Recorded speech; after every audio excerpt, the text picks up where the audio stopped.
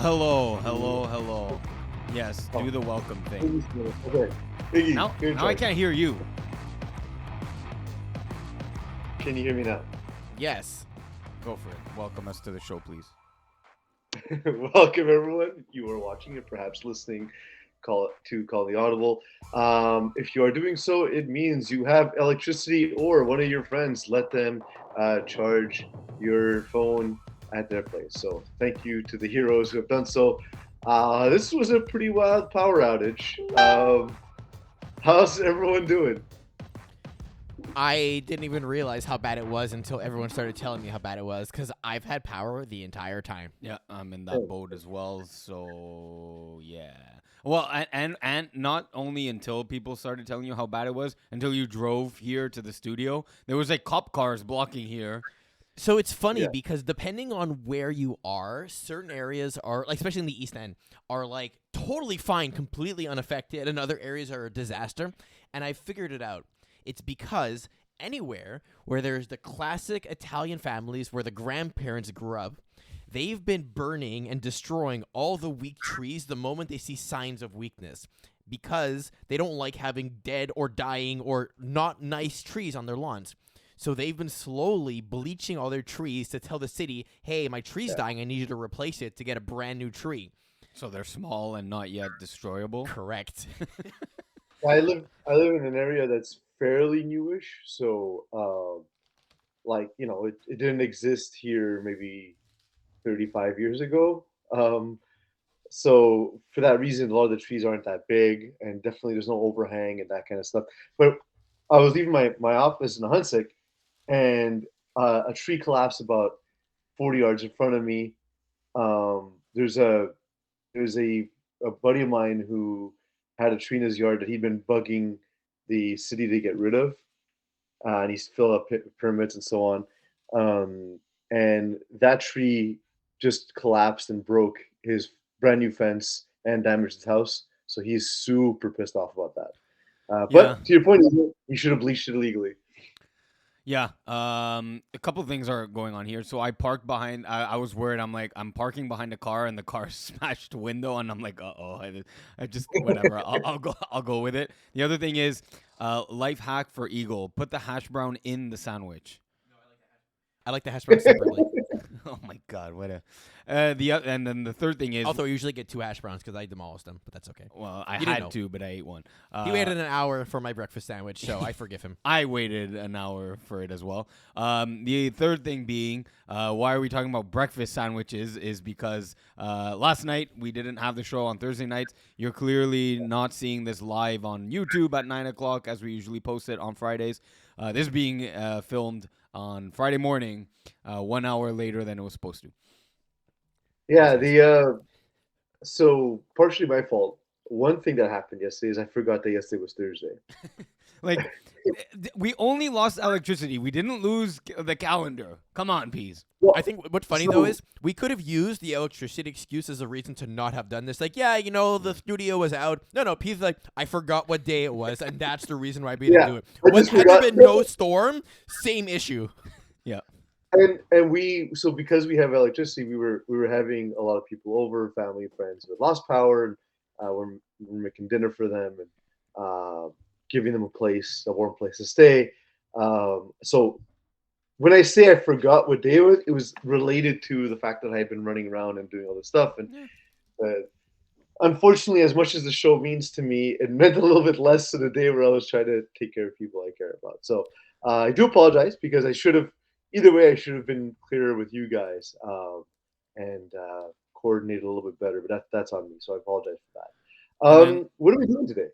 Yeah. Well, last thing before we start the show, we had I had an incredible thought last night that seeing how reliant we are on power, on electrical power, not willpower. Willpower. Yeah. On I mean, electrical willpower is a great thing. Yes. Not the person, the concept. the idea of willpower. Willpower. Yes. Yeah. Manifest. That we're so reliant on electricity that if the government or the most likely scenario of an apocalypse, like an actual one, would be if the government restricted and cut out power for like a month this would lead to an apocalypse. This would literally. I mean, why do you think all the military strategies target power centers first? Like, those are actually some of the most defended military installations because it literally, like, it's the way of starving out your population, essentially, right? Yeah. It literally You have food, you just don't have the fridges to keep the food in. or the ovens to cook it and stoves to cook it. Like, it would literally cause mayhem and panic and destruction of like everything. Well, it happens in North Korea where they limit hours of power and will black out certain parts of the city. And Robert Bourassa did that during an election in Quebec one year where he restricted power in ridings that didn't vote for him. So I mean, it's it's not unheard of, to your point, Iggy. Crazy. I think just a little sidebar here. So my significant other got some feedback from customers yesterday at her clinic, basically like, oh yeah, it's been awful. I have no power, this and that, whatever it is, complaining about the usual things. Meanwhile, the other day she had a patient who was like, yeah, my family lives in Syria and their house was bombed. And here we are like, oh, I can't watch YouTube for 12 hours. This is bullshit. But Eagle, to be fair, it's Masters Week. Oh, yes, of course. So, yes. Also, if I'm distracted during the show, it's not because I'm watching the Masters. Right. It's not on silently on your TV. No. You know what? I even thought the reason why he was here today is not because of his wife, but because he wanted the Masters on. And we have a spare TV. I could have put it on. I know. It wasn't. It was the reason I didn't come to the studio is, again, I have a lot of family over. And my wife, as you all know, is pregnant, so I want to be as available as possible. It's easier for me to get away at night than it is for me to get away during the daytime. Sure. So all that said, what are we doing today? Okay. Yes. We should probably give some updates on the canceled games. Yes. Yes. Exactly. So a little Transition. news and notes for the league. What a wild opening round of games, both on the field and kind of administrative off the field, and impacts that were had. Of course, the biggest one, I'd say, was the blackout at Hébert, and also Not at the blackouts at Hébert. The blackouts. Blackouts at Hébert and Baie-D'Urfé. They played twice? No, Baie-D'Urfé had a blackout. Yes. And the games were not even played. But did the blackouts have a? Oh, the blackouts were not. No. The actual Division 3 team of Adam Sinagra and company. No, they were not blacked out. If they don't win, if they don't win a championship, then they never will. It's this year or none because it's a season named for them, basically. So yes, yeah, in a lot of ways, in a lot of regards, yes.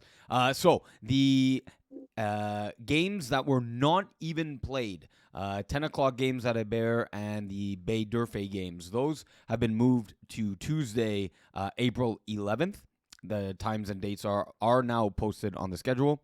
The games that were in play at 9 o'clock at Hébert, which were 3 games, of course. One game has been finalized. No Friend Zone versus Buffalo Wild Wings. Up 33-13 with about 6 minutes left. The Buffalo Wild Wings declared a surrender. They surrendered and were good with the final score of the game. The other 2 games are rescheduled again for Tuesday, April 11th.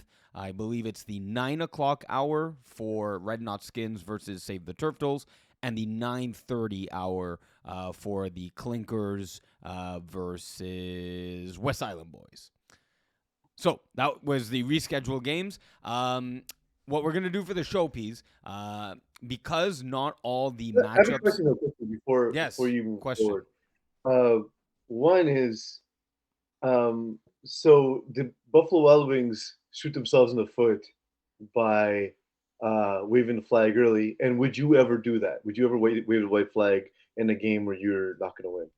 Well, there's a bit of an asterisk next to this one, and they probably don't even know, but how do you not know? But the second the game started, they forfeited the game because they had someone with 4 games playing. Wow. And then I'm like, whatever, I'm not going to let it affect my game, but I'm like, I wonder how clear the IR replacement rule email was to them. But after seeing it, it was clear. It was, you cannot play this player. You can play this player.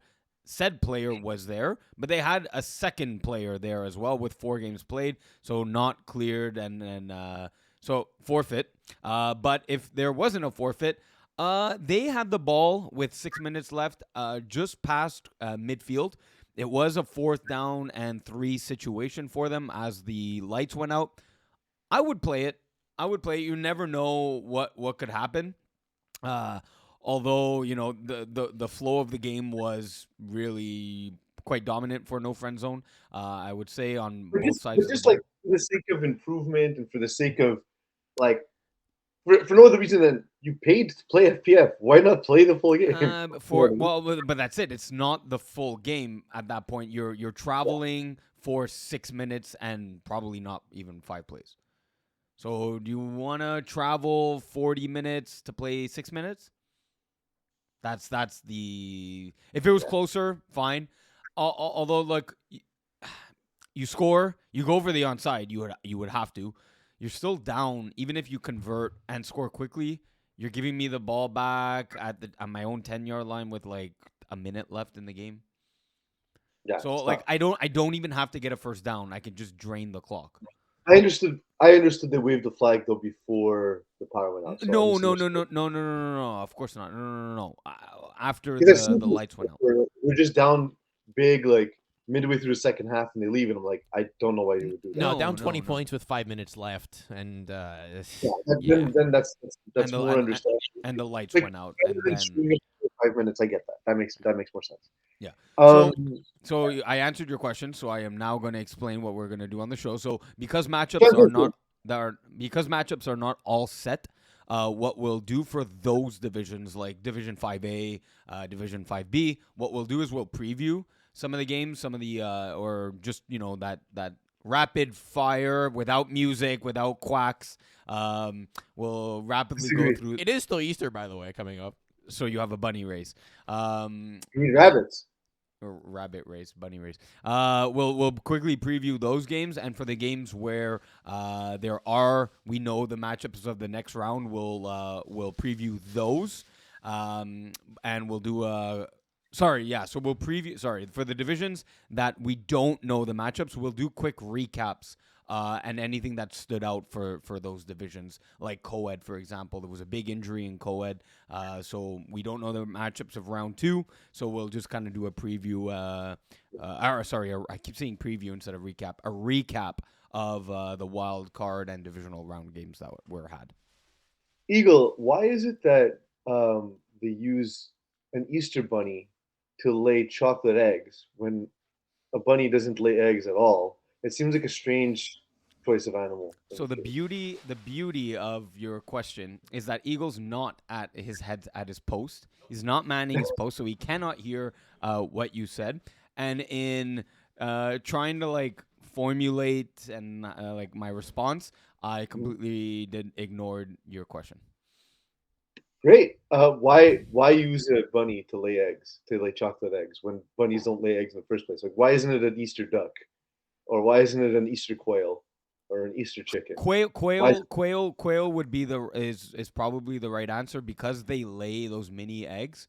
And Cadbury mini eggs are Cadbury eggs, right? Right, exactly. Like, and I'd say like mini dinosaur eggs, like in its original format. But those make the best Cadbury mini egg replacements, which are of course the best of the bunch in terms of Easter candies. That's it, folks. You don't let lamestream media lie to you. It's not about the Easter bunny anymore. It's about the Easter quail. You heard it here first. The Easter quail. Someone moved our props. That's why you turn me to calling the Audible every week. Nuggets like this. Props? Yeah. Which one? All of them. Well, I grabbed a lot of stuff in the back over there, but I didn't move anything here. Anyways, I was gonna get Iggy bunny ears and a nose and everything, but alas, they are not to be found. So I realized that we that in other episodes we've strategically scheduled the the divisions in which we the order in which we go, which I then realized was quite pointless, except for the viewers who watch all the show, which are the vast minority. The vast majority just click on their divisional segment. Yeah. So I Well, realize it doesn't matter. The benefit actually is for us because Yes. when we're doing a 2.5, 3 hour show, Yes. like if you put the divisions that are hardest for us to cover, where we've seen the least, Yes. if you put them all at the end of the show, you get really bad coverage. Whereas if you move those divisions up in the show, you get better coverage because we're less tired. And then the easier divisions are easier for us to talk about, so it's not as important for us to have the same level of energy. Is why we did that. Yeah, which I will. Usually, you preempt your response with "We're pulling the curtain back." So Yeah. we're pulling the curtain back for that last 20 seconds there. So Eagle, in that case, throw me a division. Let's go with Division 5A to start, because I think that's where there was the most games that were half and half, right? Some of them are completed, some of them are halfway. So let's just start going through that a little bit here. So 5A. We talked about already no friend zone versus Buffalo Wild Wings. Of the three matchups, Peas, that that have been played, and this is an interesting situation because teams that are down. How about this? Teams that are down, which would be why am I not seeing them on the schedule? Because they're not uploaded. Yeah, but how come I'm not seeing? No, they are. Oh, no, they weren't. Okay, so, Peas, sorry about that. So, Save the Turftles are down right now to Red Knot Skins. I believe the score is 33-19. Red Knot Skins just scored a touchdown, and this is kind of fun because there's like a pause in the game, so they get to re-strategize or really like get to talk maybe even to other people about, hey, what should we do as soon as we get the ball, or so let's give some advice for Save the Turftles here, who are down 33-19. Red Knot Skins just scored a touchdown. The next play in the game is an extra point convert. So first of all, 33-19 is a 14-point game. Do you in the effort to, and there's 2 to 3 minutes left in the game, do you concede the 2 points, making it a 16-point game? Who just scored? Red Knot Skins. Okay, so Red Knot Skins. No, I go for likely a one, because right now they need 2 1-point converts or a single 2-point convert. Although if you're down 14, you should always go for 2, so you have 2 chances to tie the game versus 2. You know what I mean? Like you have a chance to tie and then perhaps go up versus if you go for 1 both times, at best you're tying the game. Right, but so the way I'm phrasing this, Peas, is yes. So Red Knot Skins just went up 14 points. If you're the Turftles, what's more important here? That extra, like conceding the 2 points and conserving 30 seconds to 40 seconds of clock? But the Turftles don't have the opportunity to wave off the convert. What? Because Red Knot Skins scored. So Red Knot Skins have the choice to go for the convert or wave it off. No, I don't understand you don't understand FPF rules, so maybe Eagle can help clarify here. You can concede the 2 points on defense. Defense. Oh, I see what you're saying. I thought I understood. Jesus. To like concede the convert as in not go for the convert. Yeah, at that point. No. I'm saying you can also do that too, by the way. Yes, you can, but that would not be of the interest of Red Knot Skins. Yeah, Red Knot Skins, if anything, want to play keep away with that ball and maybe kill a minute of the clock.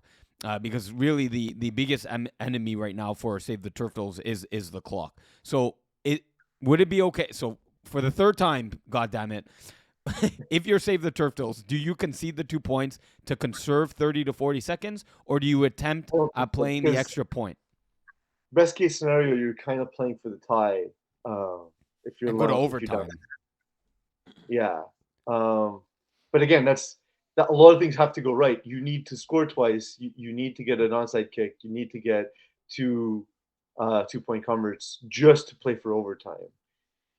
So what you're saying is I almost would rather rush 6 guys and either they have to score immediately, or maybe the quote with the QB panics by seeing six guys come at him. You know what I mean? Uh, like if you're gonna concede, do something ridiculous where it forces something where you have an opportunity to cause mayhem. Oh, okay, fair. So that's one thing. So you're saying Like save the turf tools. let's see right away in case there's like a drop back scenario or whatever. Right. So you're saying for save the turf tools, play the extra point convert. Yeah. Second question of this game: was it a mistake for Red Skins to decide to go for one? Because they did decide to go for one. So Yeah, the that's I mean that's it. You make it 15 if you can. you make it 15 and not 16. Oh wait, sorry, because I thought they went for Or one and made 14. it 14. No, they are up 14 points. God damn it! Can we listen? Okay. That's what I mean, though. Dude, You're I at wasn't there, 14. right? Yes. Sorry. So yeah, at that point you don't need the 2 point to make it The 16. 2 Yeah, I points agree. makes it harder to come back because you're forcing the scenario to be 2 touchdowns and 2 extra point converts. I'm just asking, should they have gone for 2 and not for 1? Like do I think one's do fine. they think about taking the timeout because the decision's final. They asked to go for 1. So like we have to remember that like they're on the field, but they have the chance now to think about this, to take a timeout and go for 2. I mean, ultimately, what's going to end up happening is it's whichever one you feel most comfortable being able to convert yourself, and that way, if you're more comfortable scoring on a 2 point convert, then go for the 2 and make it 16 and make it even harder on them. Yes. If you're comfortable getting the 1, they still need to score twice. Yes. And they still need to get a 2 point and a 1, Yes. right? So you're still forcing them to convert on both of their converts. Now you're just giving them The key the is getting the option convert. to do the easier or harder one earlier or later on in the game, potentially, right? Yeah, the key is getting the convert. So do the thing you're most comfortable with, because you want to force the other team to have to make 2 converts. As it is with 14 points, you only have to convert once to force overtime. There you go. The other game, I have a lot less knowledge about, so we'll skip that one. Sorry, Clinkers and West Island boys. I knew more about the field right next to me, Red Skins versus Save the Turtles. In the other games that we have for 5A, let's preview these very quickly. The process versus practice squad 5. What sticks out to you immediately as I say those two teams facing off each other? Well, the process, they're not quite the dominant team they have been in past seasons. Mm-hmm. Noah Groper taking the helm at quarterback, as I know we've talked about. I don't know if we talked about it on air or not, but that changes the format of the team, because not only do you have a less experienced quarterback than when they've had Sananez as quarterback, but they also have one less super talented receiver. That said, it's still a good group, right? And it's one of those groups that's particularly dangerous in low divisions, where it's not just massive talent, it's also the cohesion with which they play together, right? And this is a group that's been together for a long time. A lot of them play tackle together. Ariel Liberati coming off just a ridiculous season. He's been absolutely the biggest benefactor of Groper at the quarterback position. And of course, it gives them the option of having Groper being able to run and buy time, which is difficult for most teams to handle. So I think all these things come to mind when I first think about the process. And these are the things the practice squad are going to have to contend with. So I'll throw it back to you. If you're thinking, if your practice squad, what are the things that you think give you the advantage over the process? So there's a couple things here. So first of all, and this way, like, I get to talk about both teams. But as you mentioned, and by the way, Noah Groper had a great season. Like, as a thrower of the football, 39 TDs, 12 INTs, 100 QBR. For your first season to give it a crack in Division 5A, very good season. Which leads to then his scrambling ability on top of his passing ability, right? So that scrambling ability, the practice squad 5 are going to need to put their best rusher, not just rusher, but because they do switch up the rusher at times. They need to put their most contain-worthy rusher that can limit the escapability that you mentioned of Noah Groper to buy time and guys getting open on the process. Like you said, they're very familiar with each other, so that benefit usually goes to the process's way. So if practice squad 5 can So send even that, so wait, they god damn it, wait. So if sorry. practice squad 5 can send the right rusher, they have the length and the what Mo calls the telescopic arms and the height advantage to be able to neutralize and block passing lanes, and would need to really be communicative on a zone defense. That could pose some problems for the process and Noah Groper. So first thing is the arms aren't telescopic because telescopic arms don't mean that the arms are long. It just means that they extend. Yes, They can be yes, really like a selfie stick. Yeah, exactly. There you go. So it doesn't necessarily mean they have long arms. So I've always hated when he says that because it could be like a 2-inch telescopic like thing, right? It could still be small. Now they've rushed Vincent Demers and they've rushed Nathan Lequin in the past. Do they instead go with someone like Fabrice Robillard, who's probably one of the team's best athletes, who's rangy, who's tall, take him out of coverage, but mitigate Groper's ability to run? No, I think Vincent Demers is the right go at it, and I prefer the telescopic arms of Fabrice Robillard in coverage. Yeah, so that's my my takeaway for that. And then the other thing, looking at this from the other vantage point, I think the process's defense has been underrated. Where did Pease go? Pease just left. I looked down for a second. Eagle's on his phone. I mean, what do you want me to do? He just went away. He just walks away. I can't tell him to stay there. So I'm literally like talking to no one. Okay, so the other thing Nobody is will know if you just kept talking. so the other thing is the process's defense has been just as good, I'd say, if not better than the offense. And the quarterback position, since I'm jogging on the name because he hasn't thrown in a few games for practice squad 5, Alex Papineau.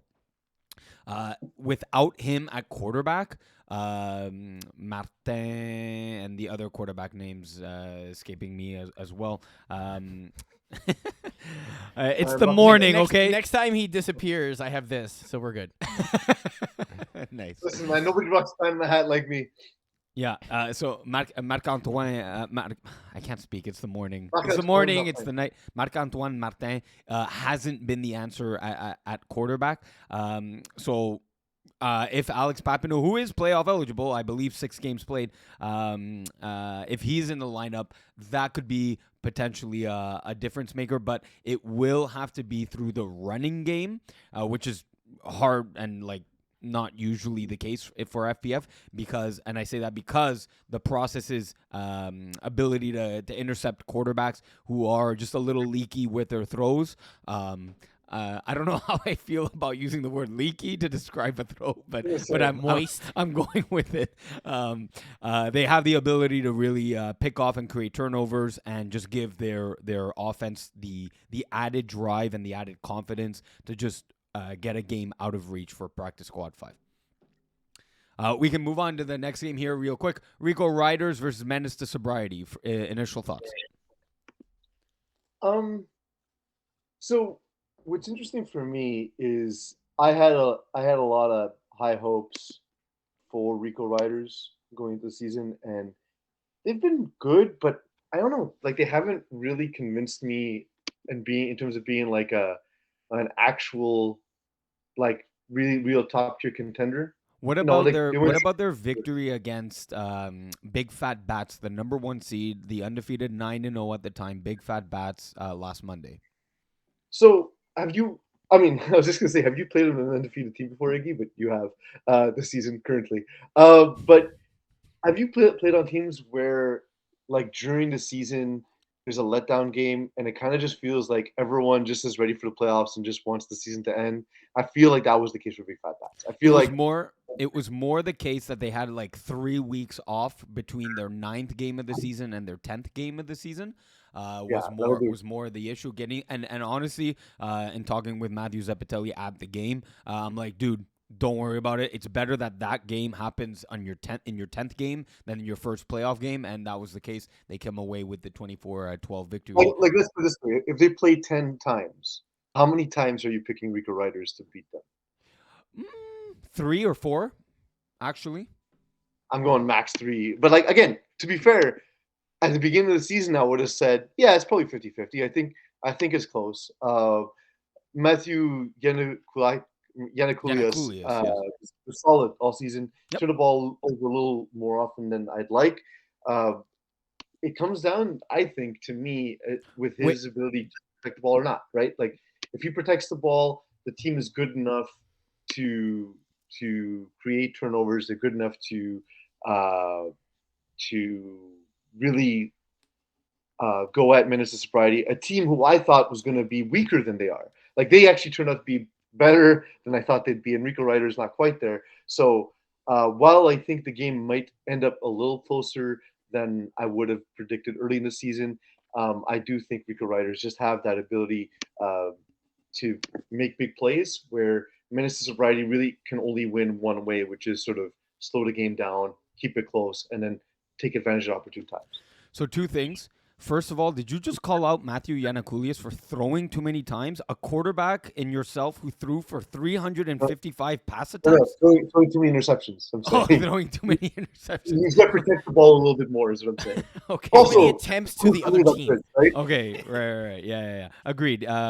He was he had, so at the beginning portion, the first half of the season, he was actually leader in interceptions. He did tone it down as the season went along, and ended up being the 6th most intercepted quarterback, which for being first for a very long time is actually just a testament of how much he did protect the ball. But the second thing is, in your analysis, yes, to him from the last few weeks, not to him from early on in the season. If he can continue to play at this level, then absolutely that changes the makeup of this game and of the team throughout the playoffs. Right. So I'd 100% rather the scenario they are in instead of the opposite, where he was playing great at first and then playing shitty later on. Yeah. I'd take what's actually happened. And then the second thing is, like your analysis, it was very much like Mo's analysis, is that you had a thought about Menace's sobriety in the first half of the season, and then it went unwavered and unchanged. Yet they added Ryan Dobbs-Garnett at the quarterback position. They added Manuel Larroy, who reached 5 or 6 games played. So they actually don't have now one way of winning. There's actually now. I disagree because we have very different feelings about Ryan Dobbs-Garnett at the quarterback position, apparently. It's not so much that, but it's more the added weapons around him, and already I think he has a better ability to get the ball in the playmaker's hands than Bobby Spaghetti's. Would you agree? I don't think it changes the team that much because, again, do you think a rookie quarterback is going to be able to go score for score with Rico Riders, given what we've seen from them and given how good we know the roster to be? Not score for score, but if I had to predict the game score, I'm not going to give a prediction for a winner. If I had to predict the game score, I see a 28-24 kind of game for either side. So that's not going score for score. The last 2 games, Minnesota Sobriety won 25-20. They lost 18-13 to Speakeasy. Sure, yes, the game against Red Knot Skins, they put up 30 points, but that hasn't really been the calling card. They've been a team to score 3 to 4 times a game. That's what they need. They need an ugly game generally to win. Right. Have a chance. Right, and what I'm saying is, I think with the added pieces on defense and the pieces that were already there to begin with, Chris Williams, I know Dan Dick's now on IR, so they replace him with Huey Isaacs. Guys like this, on the defensive side of the ball, could get 1 or 2 turnovers for them, just as much as I think that Ryan Dobbs-Garnett could get picked off 1 or 2 times. Those things kind of balance out for me, so I don't think it's going score for score. If it is, I agree with you. I don't think that Menace to Sobriety could put up let's go 7 touchdowns out of 8 drives. Whereas I'd give that percentage or likelihood more towards Rico Riders. But if it is a 4 touchdown game, I could see the score being 28-25, for example. Yeah. And in that scenario, I'm going Menace to Sobriety. As we move along here, because this is we're perhaps taking a little too much time here on each game. I blame the host. Yes, that would be me. Let's do the 1 minute version of. Oh no, the other two games were those were the 2 games to preview. So Eagle Jesus, next man. division. We're gonna go into 5B. All these games are coming up on Monday, so these are all net new previews right now based on the schedule, so we can go through these. So, question for you guys. So, versus the 1 minute recap rounds that you guys did last week, versus the analysis and more in depth that we just did here right now, which do you guys prefer? I like the wanna go hijinks home. of this second. Yes, but I'm saying if we give the in depth, I'm not going to do the in depth on 8. We'll do half or 3 Fast. games. Fast. All right, Peas. In 20 words or less, Penetrators versus Blues. Okay. Look, Penetrators. Penetrators. Give me a second. Yeah, I know. Give me a second to start, okay? Justin Goodman, we've talked about his ability to throw and run. We've talked about his ability to move. But really, what he's done this season has been absolutely impressive in terms of moving the ball, scoring, protecting the ball, just really operating at the height of the position. We talked about how in the past, Nicholas Fawn was too much of the offense. Now Jared Boydman and Matthew Capone, as well as Jake Halpern, all having a bigger impact on the offense that we've seen from in the past. So I think that makes them a far more dangerous team. The Blues are interesting because we talked about in the past, and one of the games we talked about in the past was like the size of practice squad, right? So the Blues are one of these sort of bigger teams that take up space. They make it difficult to pass in lanes. They've struggled at points in the season. We saw them take a beating to Vic in a box, for example. We saw them get beat up by Warriors. But then we've seen them play tight game against Green Monster, who are a team that we both had really high hopes for. My question now is Johnny Parody Wilson, who's had a ton of success in FPF and a lot of experience in FPF. Can he play playoff level football against a team who is more athletically gifted? That's gonna be a big part of it. And what does he have in store for them? Okay, I'll go Green Monster Pocket Rockets here. So Green Monster, of course, as we know and as we've as their franchise has been led by their defense. I just think that they could, or at least the matchup I'm intrigued here is exactly that Green Monster defense going up against what could be a high flying offense in Pocket Rockets, but my worry is it could be easily stagnant, just as it could be equally electric against a big, athletic, quick, and fast defense in Green Monster. I don't think that will be the case. I think Green Monster is the best defensive unit in the division, and I think that gives a lot of fits to PO of QB of Pocket Rockets. All right. So what could have beens in Primal? First of all, what could have beens? That's not the name of a Nicolas Cage movie. So already you're starting. You're playing from behind. The other thing too is you guys have a division dodging quarterback that shouldn't be in the division, right? So like, given that you're a cheater, Iggy, it's hard to support you. All jokes aside, of course, we're a little tongue in cheek because Iggy did not cheat because he's playing within the rules. I still want to point out the fact that you're a quarterback that has sort of played better than the algorithm's been able to catch up to you. So that's why you've been able to play in that division. You're playing with a team, while not as familiar with your offense as your other teams, they are really athletic. And people like Kalen Ferdinand, for example, who we've known, I believe, since FPF Junior. Um, Yes. he's absolutely ridiculous. He's going to be a star in FPF if he isn't already. That's going to make it tough for Primal to have to compete with sort of the tenets of a higher division offense with some real some real competence at the quarterback position. On the other side, however, I'm curious to see, do they send Daryl Dorsley at you, Iggy? Do they send perhaps one of the best rushers in the division? Is he playoff eligible? I gave Oh no, he's not. Sorry, a my mistake. He's not confused playoff look eligible. because I didn't think so. No, one No, game no, played. sorry. I had a loading issue, and he's not playoff eligible. But at the same on the same token, um, Primal have been really good all season long. Yeah. They're the favorites in this game because uh, they for that reason. But at the same time, what could have been only added you later in the season. That said, Mythic Lozon has had a full season with his guys.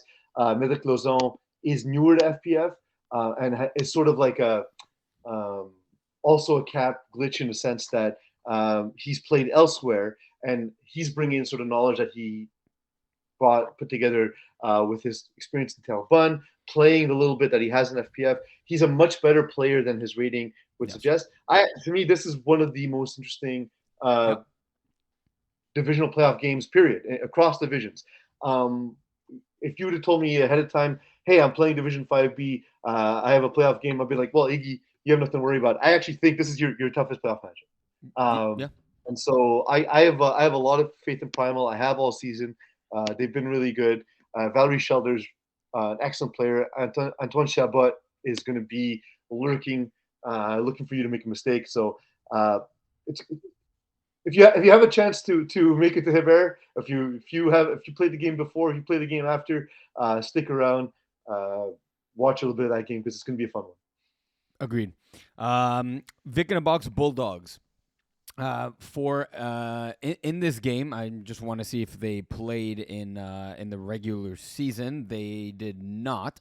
For me, it's can the Bulldogs keep up with the offense of Vic in a Box? We know Vic in a Box. They have a ton of glitches. The Madden glitch himself, Max Bura, Craig Browning. So can Bulldogs put up enough offense and keep up with the offense of Vic in a Box? That said, this is Jeff Taille's QB of Vic in a Box. His first playoff appearance. Will the nerves get to him, or will he be able to stay composed and just play his game as he did throughout the regular season? I'm going with maybe a bit of nerves on the first drive, but then a calming presence with the experience around him. I think that he sets himself nicely into the game. Maybe it starts out with a four and out or an interception on the first drive, but I think as he eases himself into the game, the points will come up, and Bulldogs eventually will be unable to keep pace. So I got Le Bleu Dry in prime time. They played the first game of the season, so I don't put a ton of stock into it.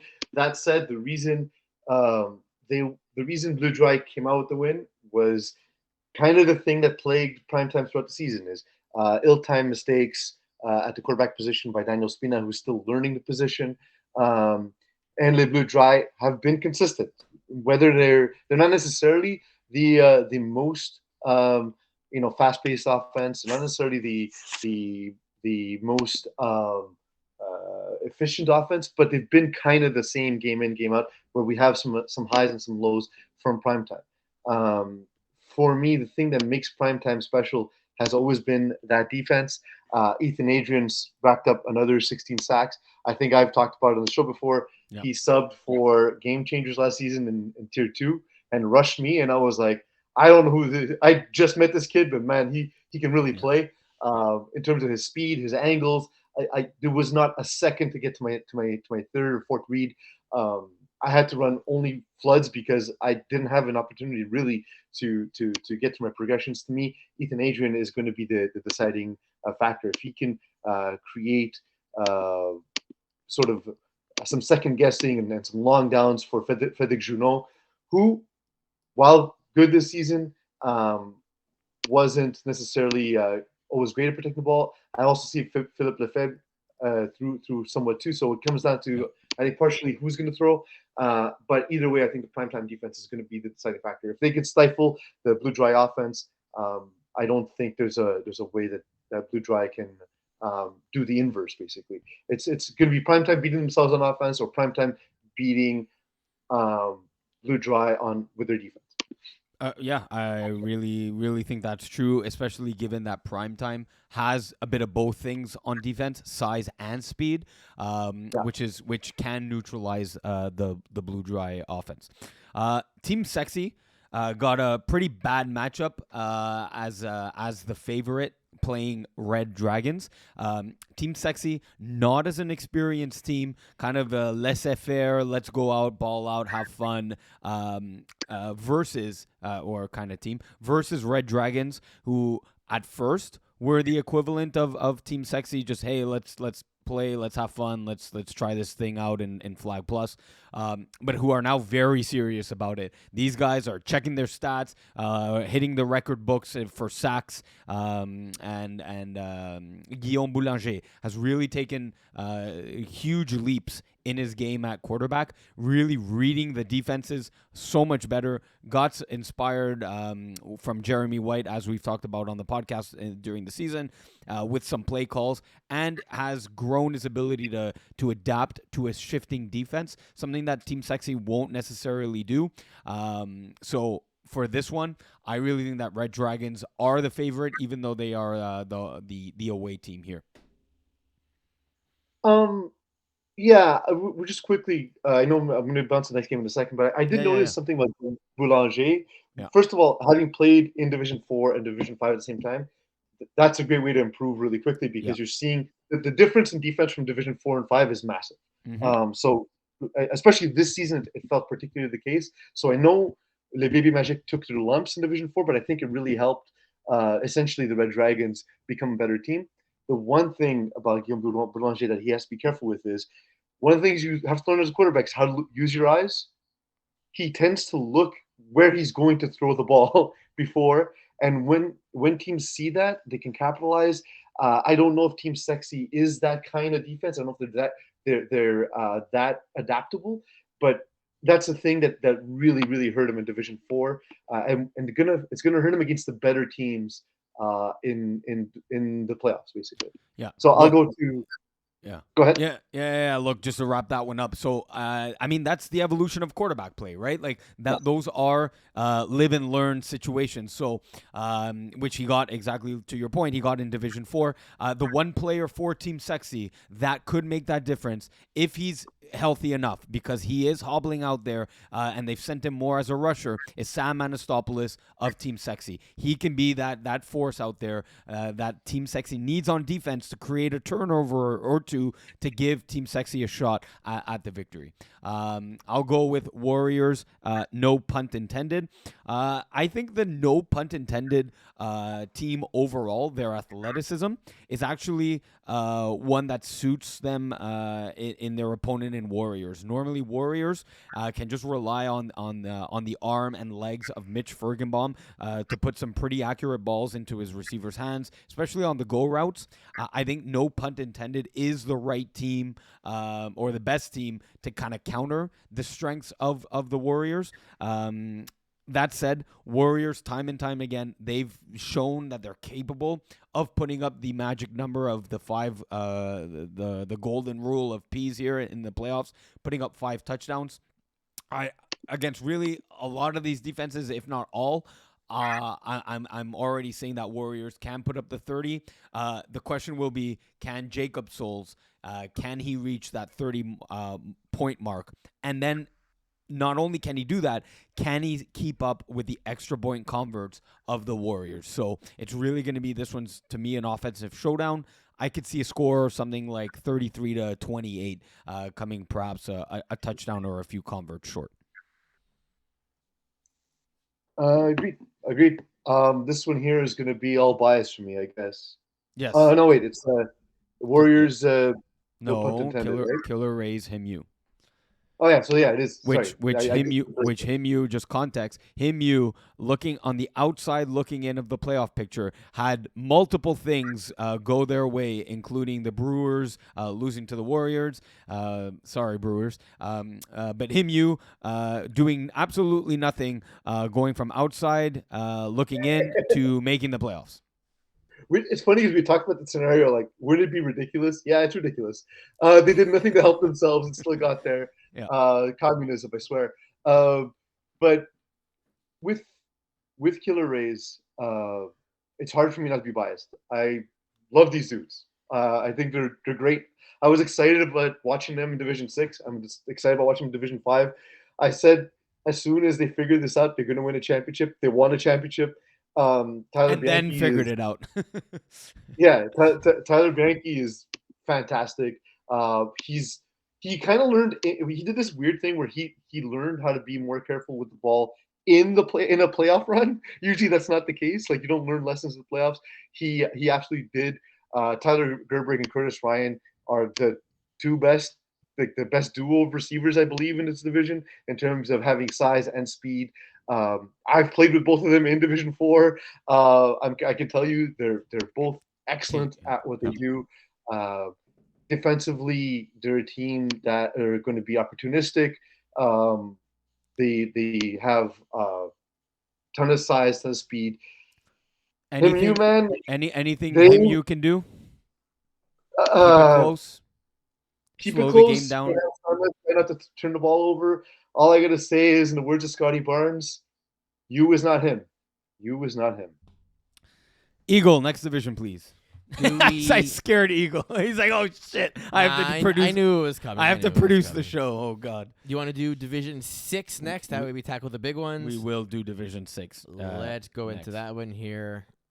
There So you go. Division 6. So we had here as well, like Division 5A, we had some games played. All of those are finals.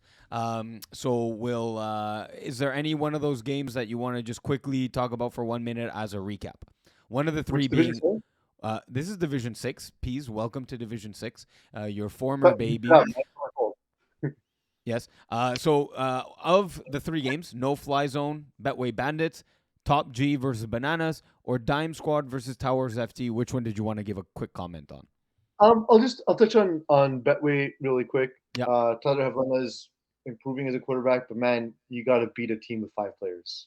Yeah. Oh my God. Oh, this was the one with 5 players. Just run all hooks every play. They can't Every cover it. single play, run all hooks. If it's Yeah. man, someone's open. If it's zone, someone's open. If they don't send a rusher, play all hooks and then run wild and run drags and then run a hook and go. Just run all fucking. Don't complicate your life. Run all hooks all game. Like, so I had an opportunity to talk to Tyler this season. He's a really good dude, by the way. I like him a lot. Betway Bandits. They don't play every season. They only play winter. So it's kind of slowed the progress a little bit. At the same time, they're improving, but I think this is a case of them beating themselves, and they would cop to that as well, I believe. So that's, I mean, I don't want to harp on it too long because the purpose of this is not to shit on them or anything, but it's notable. And by the way, I had a game once where I was playing as 5 players. I took them too lightly, and we won the game, but it was like a stupid game. We won like 18-12 or something. So like, I get it. It's sometimes you can get in your own way, and that's going to be the next step for him is really taking control of the game and handling it with the level of maturity that he's going to have to develop. Yeah, I always just my 20 seconds on this. I find those games, as much as I'm like just shaking my head and just run all hooks, it's those games are weird because you're not, for some reason, not as competitive. Because you're one extra man. Every play you've never ran it starts coming into your head. Like you don't run your normal offense. Like I kind of understand the other side, but my God, just run all hooks all game. Anyways, look, the defense, it's not all on him either. The defense allowed 32 points to 5 guys. Yeah. It's easier for sure to play offense with 5 than defense with 5, but you need to score every drive. You need to put the pressure on them to score every Yeah. single time, and you should have the advantage. You should have the advantage. Yeah. So let's move on to previews here for the bit of mix of Monday games and Tuesday games. Of course, the Tuesday games being at the top of the show, as we mentioned, the rescheduled games of Pigeons, Demons, and Fiddlers. Why so serious? But let's start with Monday. I'll start it off, Peas. Toon Squad versus the Royals. The Royals, after having quite a bit of a slow start to the season, kind of picked things up. Ryan McGrath missed a couple games, but found a number one receiver in Xavier Hilditch. Was one of the leading receivers in the division. That said, there's not that much offense that comes thereafter. Sure, Eric Pelusiak is a very well-known name and commodity in FPF. Solid hands. Gave a shot quickly as a QB. Did pretty reasonably. So there is some FPF knowledge and athleticism on his part. But in my opinion, what Toon Squad have finally achieved a sense of comfort in play calling, adding Adam Antel with a quick shout out with a nice one-handed grab against the Habibis on at Saint Laurent last week. Just their overall now knowledge of the game, athleticism. I think it's enough to compensate the ability of defending a wide receiver one. The depth is spread across both the offensive and defensive side of the ball. The one thing will be for Toon Squad to win this game, the composure of Garner Ross. It's okay if you overthrow the 10 out. Don't harp on it too much. Live to play another down. Take what the defense gives to you, which is normally what he's known for, but don't try to manufacture offense that isn't there. Take what they're giving you, move the ball, and you should be all right in this game. When it comes to Mountain Dew Babies and Practice Squad 6, I really like Practice Squad 6 player Luc Moreau on both sides of the ball. It's one of these teams that unfortunately we just didn't get a chance to cover too much of because we had 230 some odd teams to cover. But they weren't a team that was particularly familiar, but I'll give them their flowers now. Luc Moreau and Arden Finkelstein were excellent on defense. Moreau was just dominant as a receiver for this team as well. He put up 10 touchdowns. He caught 22 of his 27 targets. Like it's everything you want out of your top receiver. And Joseph Sporer had he had one thing to count on all season, and it was Moreau. So the question will be, what does Mountain Dew Babies have?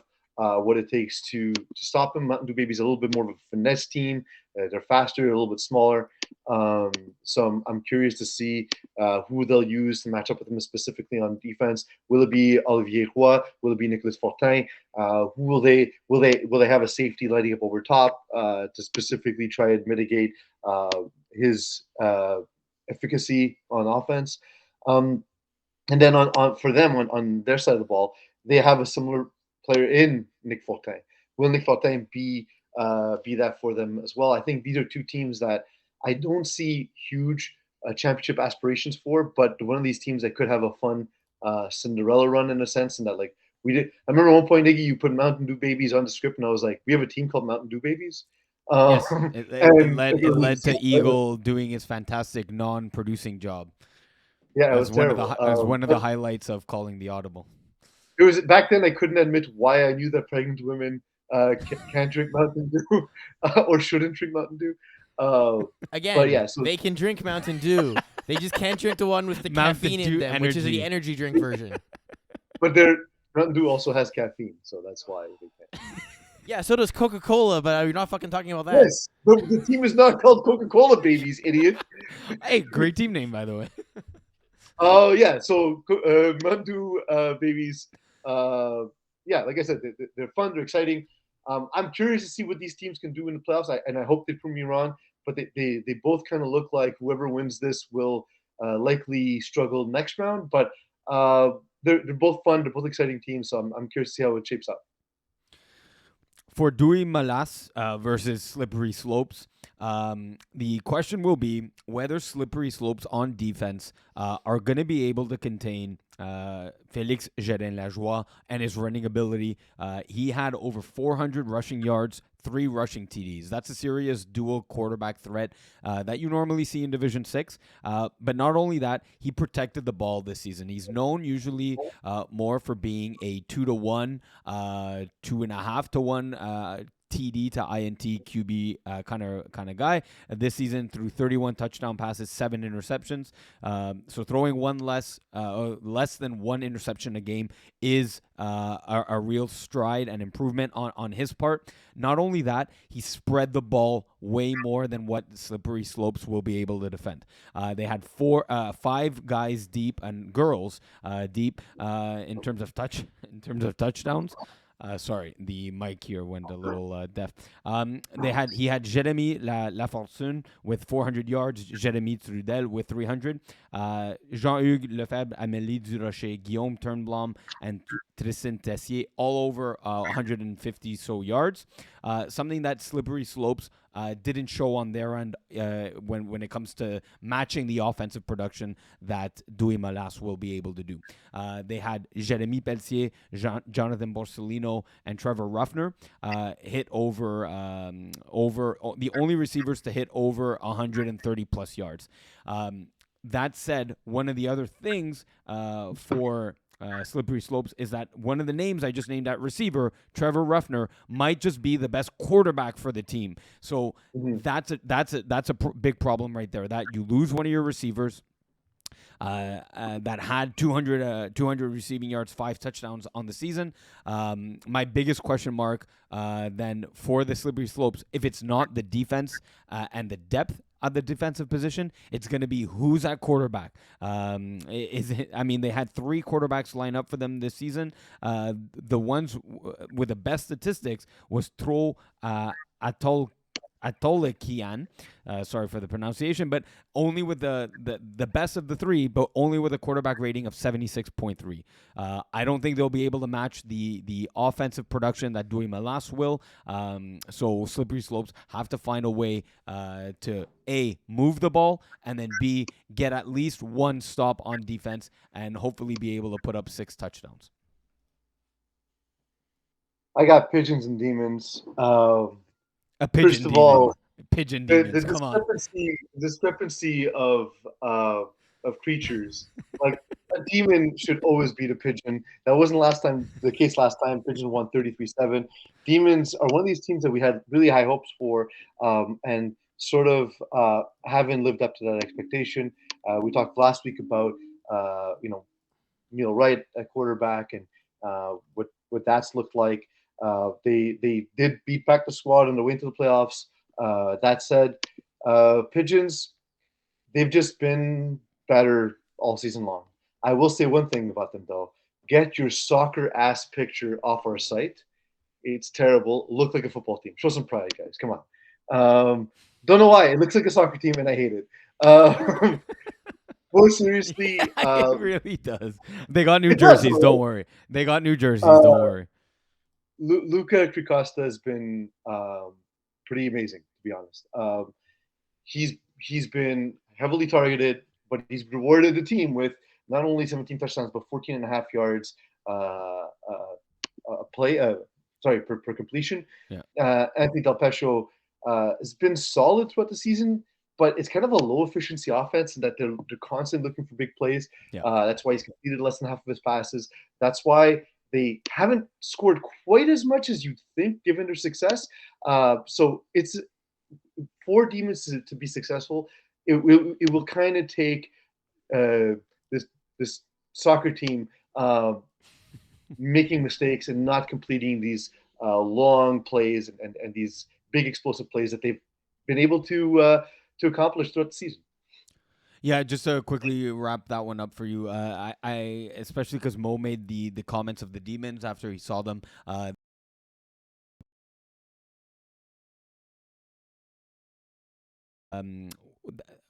You said that the offense of Pigeons hasn't been as good as the points for and the record of 7-3 indicate. It's a lot of that touchdowns have actually come at the hands of the defense.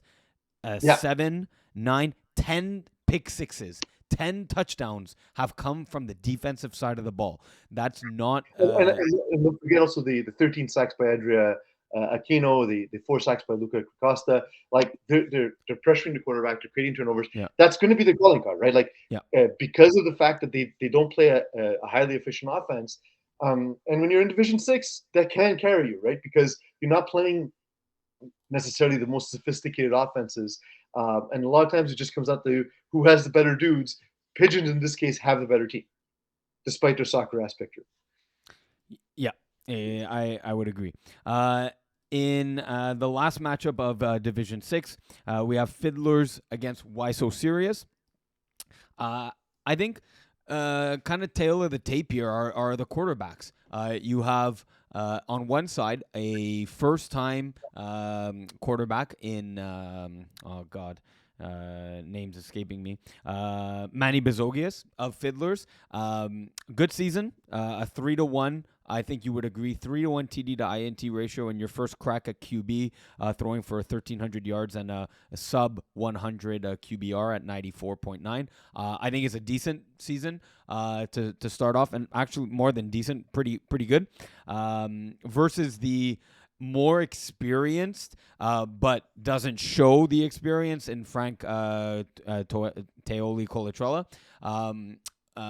My question will be, will the pressure of a first playoff game for Manny Bezogias get to him, or will the experience finally set an ease in Frank Teoli Colatrella?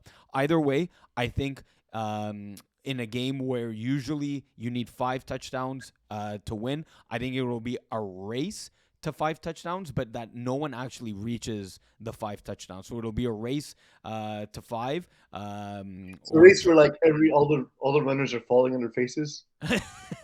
something like that. But I think the offensive side, at least from the regular season standpoint, does benefit here. The Fiddlers offense, having a receiver, I'm going to say 400 yards because he was at 396. But for Kevin Scalia and Andrew Perillo to both have 400 yards and 17 touchdowns combined between them, I don't see that 1-2 punch on the Why So Serious side, other than Robert DLC with 400 yards and 6 TDs to his name. So just the more balanced attack from Fiddlers just gives me a nice warmer, fuzzy feeling for the pink side over the blue side.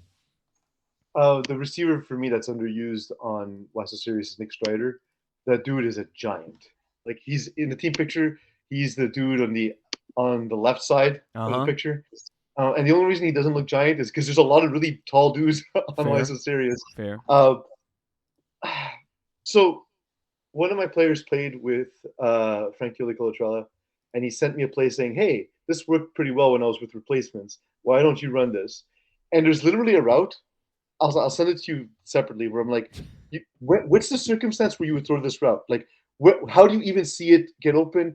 Like, how do you use this play? It's not even a progression. It's just two receivers running routes, and that to me is symptomatic of what Frank Teoli Colatrella's struggles have been, and that the plays are sort of plays that look cool on paper, but the routes don't serve each other. They're just cool arrow designs, and that to me is going to be the next step for him. And until that happens, it's going to struggle. And I have the best comp for this game. You talked about a race where no one gets to 5. No one in a action movie or action comedy from the 80s or 90s where like the gun gets thrown on the floor and one character gets up and tries to get it, gets pulled down by his feet, and then another character tries to get it, and then he gets pulled down. That's what this game's going to feel like. Is everyone just sort of trying to get to the end zone, and maybe somebody gets it at some point. So 2 things. I'll start with the not ridiculous one, but the non-FPF related one. One of the best scenes of such a scene where there's a weapon on the ground and 2 people are trying to get to it, I'd say is from Breaking Bad, where Hank gets shot and is trying to get the shotgun, I believe. And just great scene in the parking lot of a grocery store. But the more serious comment is that, and I heard this from Martin. That's a series. Yeah, great series. That's a series. Best of all time, in my opinion. Or greatest transformation of a character from point A to point B. But I digress. The second more serious thing is, and I heard this from Martin Saint Louis giving a press conference last night while I was having my incredible apocalyptic incredible thought. Was that I'd rather player X, in this case Frank Teoli Colatrella, make a mistake while making the read on defense than not making the read at all. I'm like, oh my god, this applies to Frank. Like I thought about it right away. Like I'd rather him make a mistake while making a read than not making the read at all. So I think just to wrap it up there, it just bounces off on what you were saying about the playbook. Next division. We're going to switch gears a little bit. Oh my god, no more two things. Well, quickly, first, you never answered. Was it cushion on that you were smoking last night? Second thing is, I'm going to need to find my computer charger at some point because I don't know where it is. Go now while Eagle gives us the next division. Well, so I was going to say we're going to switch gears and we're going to do women. So let's go through women's one. We had some games. Put my picture. I'll be back in a moment, okay? No problem. Yeah, so we had some games essentially on the past weekend. And then obviously we have some games coming up on Monday for the semifinals. You want to start with quick little recaps of some of the quarterfinal games? I do, because someone and he's one of my teammates, so I won't throw him under the bus. Someone put a Concordia University women's flag football tournament on Sunday, April the 2nd, which somewhat threw a wrench into our schedule. Not really, but in other ways, yes, because, for example, you'll see a 60-0 victory for Les Bleus over Stars UQ TR, and then a little later when we get to co-ed, you'll see another forfeit. As I open the show, the round one of the playoffs was filled with a little bit of everything. Mix in some forfeits with some overtime magic, with some Hail Mary heroics, injuries, major injuries, blackouts, and well, not blackout in the form of an injury, blackout in the form of lights going out of domes. Round one of the playoffs had a little bit of everything. But to specifically go with the games, Les Bleus had a forfeit win as the Stars weren't able to make that game or suit up enough players. So we'll move to Vortex against Montreal U. Pease, are you back, first of all? Or are we still? I kind of hear you, but a certain picture is blocking. No, he's not there yet. Quick peek at Pease. So I'll just give a quick recap of the game. I'm a little surprised, and I mean I know that the calling card of Montréal U has been their defense, but to put up 0 points in the playoff game, I get it that Vortex is a very gifted and athletic and well-disciplined team overall in terms of flag football knowledge, but so is Montreal U. So for them to not be able to score on one drive, and it wasn't from a lack of moving the ball. Elizabeth Ashkar completing 19 of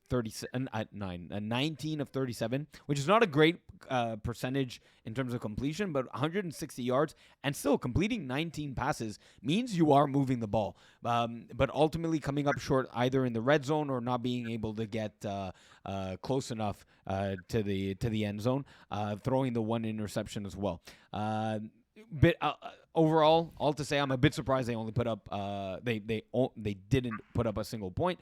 For the Vortex offense, not surprised here that Anika Brown's way much better completion percentage here, and just doing I'd say enough for a playoff game. Or just enough for a playoff game. Well, you get those 4 touchdowns, right? And you keep the ball away from the other team somewhat, which is good. Yeah, sorry. I'm the way I'm thinking about this in my head is as if they had played any other team. If we just go through the other scores, Fleur de Lis put up 32, Brutz put up 33. Sure, they would have beaten Bleu Pou with 12 and Bees with 21, but I think you're looking at this too deeply though, right? Because if you're attempting 34 passes and completing 27 of them, Great. that's great. But it's long drives, which means that the other team. But it can only be eight passes per drive.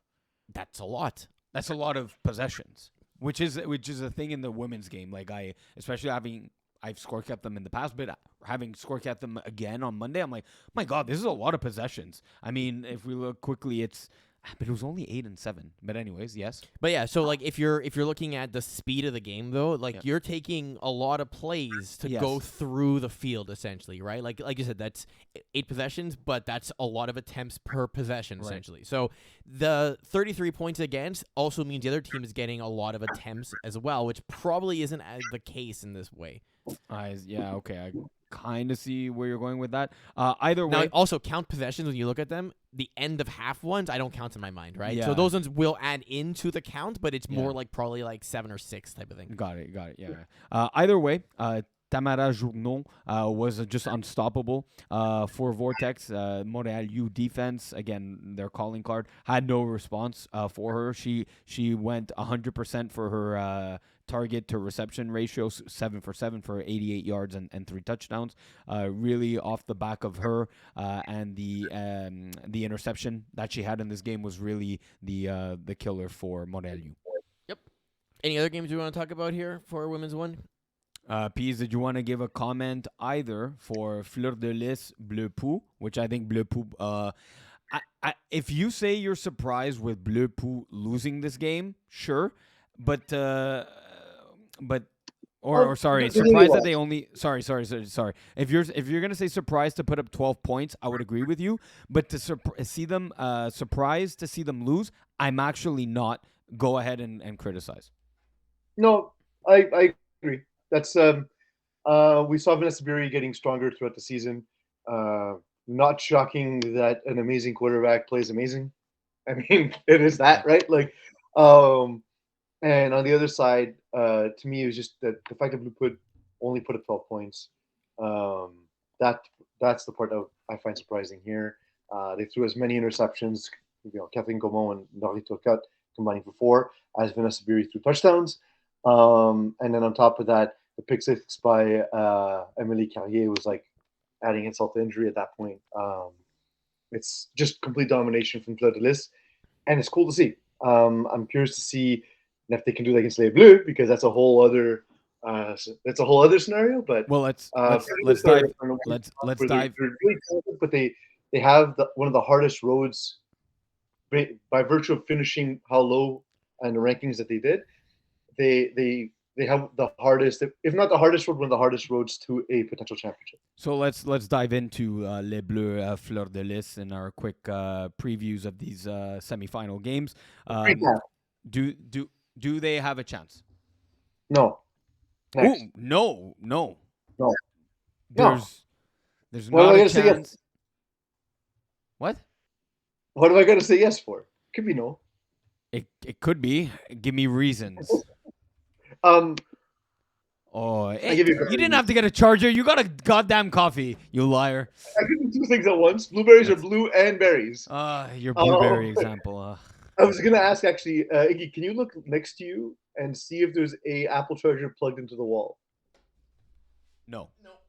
All right, cool. So it's somewhere in my house. I do have my wife's charger, though, so thank God for that. At least you're charging yourself with coffee, so go. Yeah, so 2 reasons. Erica Bastien and Joyce Genu, both of them on defense are spectacular.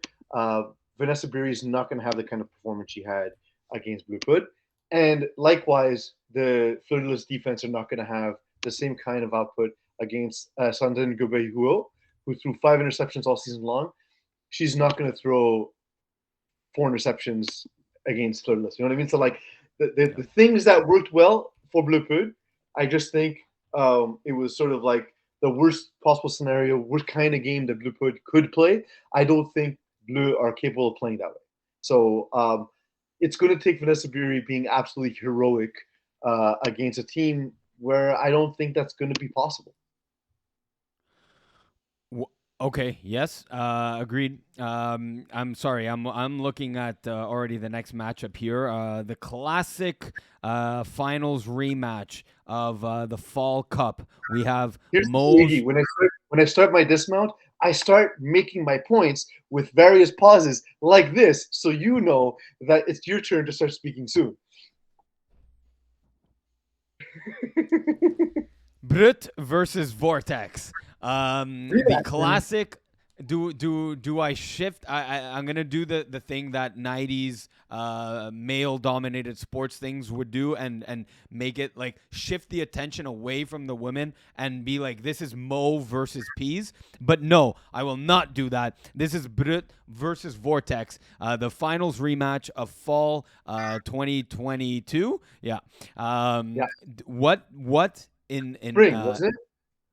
It was a yes. spring final, wasn't it? No, it was the Fall Cup. Oh, it was fall. It was fall. You're right. My Yes, mistake. yes, I know I'm right. So Jesus. what in your mind did Brut show this season that they have what it takes to come away with the victory over Vortex this time around? So the same thing they showed last season. Like honestly, all jokes aside, they're amazing. We know this. You know, Lord Lacasse played most of the season despite having an injury to her non-throwing hand. 72.9% completion percentage in women's is insane. They're an absolute unit when they play. They. I was telling you when we were watching their finals, when they run all hooks, for example, all the receivers are coming out of the break at the exact same time. It's They are nuts. Yeah. perfect. They're perfect. They are flag football perfection, start to finish. Laurence Pontbriand, we've talked about it a million times. She's incredible. Virginie Roussel also. They have different types of receivers who can do different types of things. Defensively, again, as cohesive as they are on offense, they're the same on defense. What it was last time was Vortex catching Modlakas making an uncharacteristic mistake and then capitalizing and then using they're a team that really feeds off of the energy in a game. So if the same kind of thing happens, it'll be the same kind of output because you have on one side a team that's borderline robotic in how they play and another team that is just a ball of energy in Vortex. So it's going to depend on the flow of the game. Essentially, there's no outcome that is surprising to me. A close game, a game that goes in overtime, a blowout in each direction, defensive game, offensive game, nothing will surprise me based on just how these two teams play and how the finals shook out in the fall. Yeah, I'd say the eye popping stat for me that as I was going into the segment, the 20, I think I calculated 24 interceptions for Brut, and the offensive numbers from the receivers. 5 receivers with 462 yards or more. Are you kidding me? That is, who do you stop? That is the classic. Okay, take away Laurence Pontbriand or 17 TDs and 542 yards. There's Virginie Roussel with 569 yards and 9 TDs. Annie-Pierre Berube, 465 yards, 8 TDs. Rebecca Descaries-Corbeil, 458 yards, 7 TDs. Annabelle Chevrier, also playing for Fighting Tigers, who are now eliminated. 462 yards and 6 TDs. Like, it just doesn't stop. Where do you stop this offense? But yeah, I agree with you. Nothing would really surprise me in this game. Next. We're going to go women's 2. We had our divisional playoffs and our quarterfinals happen basically back-to-back, and then we have our semifinals coming up on Monday. So any one of the quarterfinals catch your eye, Peas? The quarterfinals. Yes. Or if you... is almost upsetting Carababes. Is up there.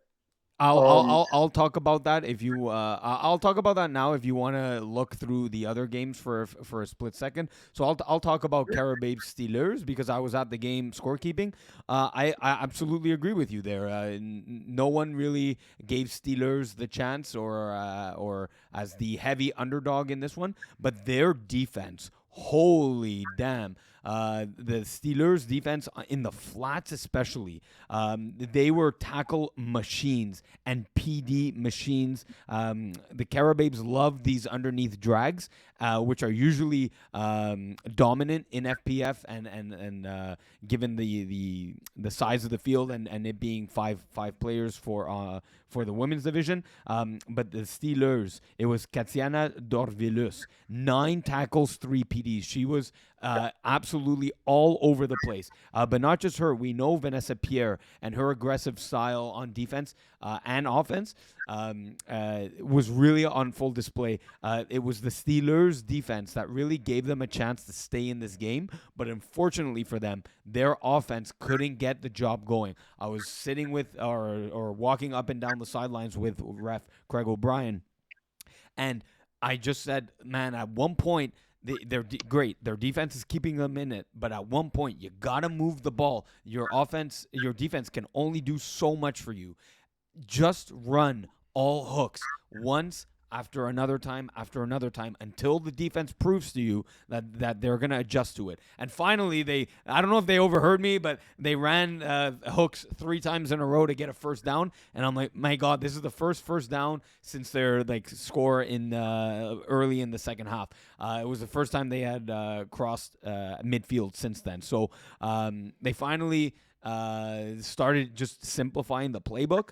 They got a little close, but ultimately weren't close enough. Carababes with the 14-6 victory to move on. Yeah, I'll say that the next thing that not surprised me, that caught my eye is not Wildcats in the Nation. I would have picked Wildcats, but Red Nation really not being able to keep pace at all. Rough game for Alison Sobel. KL and Beckles had a pick 6, which made it look a little respectable.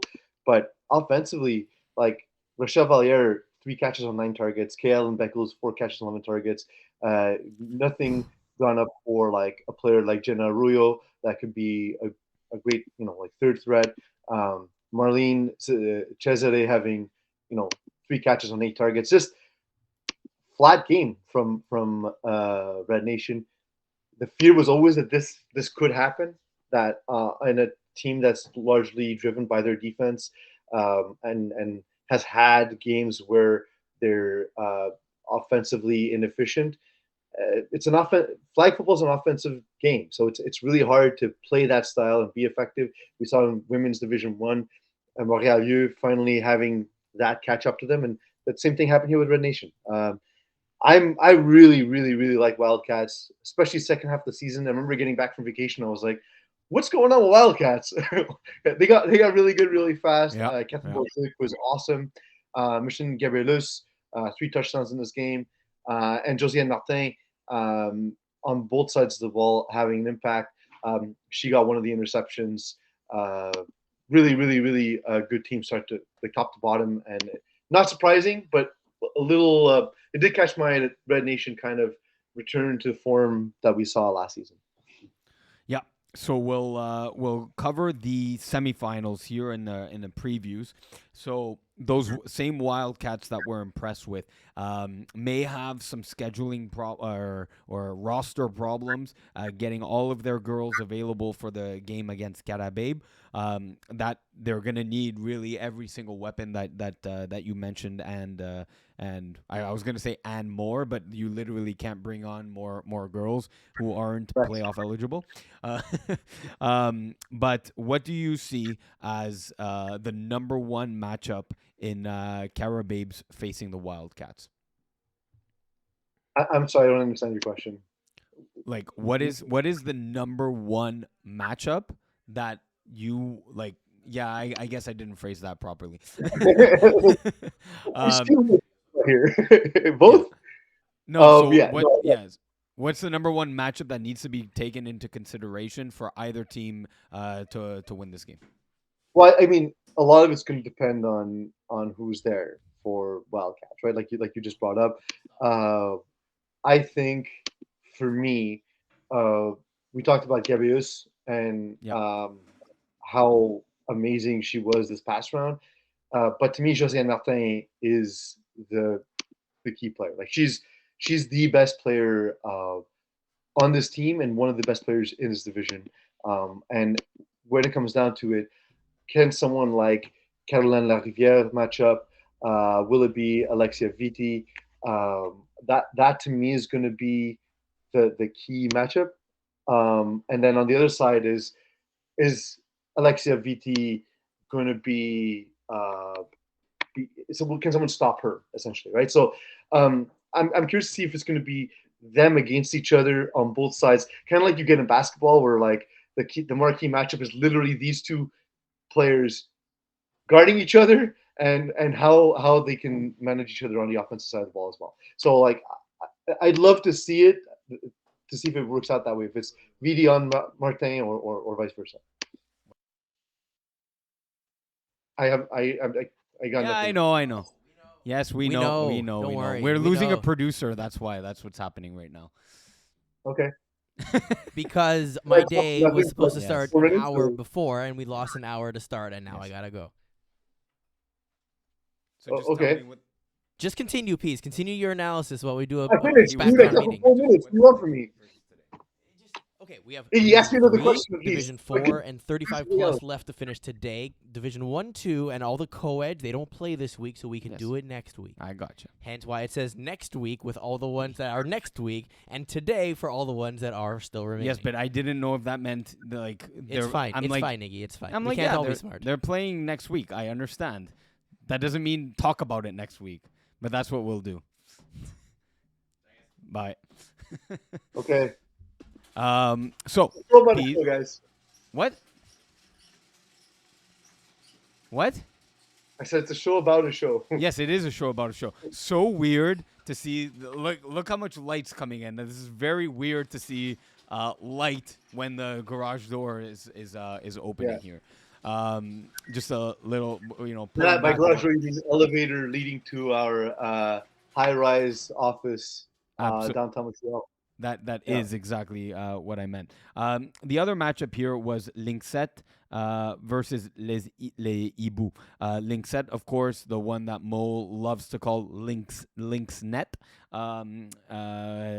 coached by Tam Bilyadeth. I was able to see them on Monday night. Hopefully, their quarterback, Sarah Maud Amel, is feeling a little better. I'm like, I was telling again Craig on the sideline. I'm like, man, if that ball gets thrown into the curtain, I am not picking up that ball because she was coughing all over the place.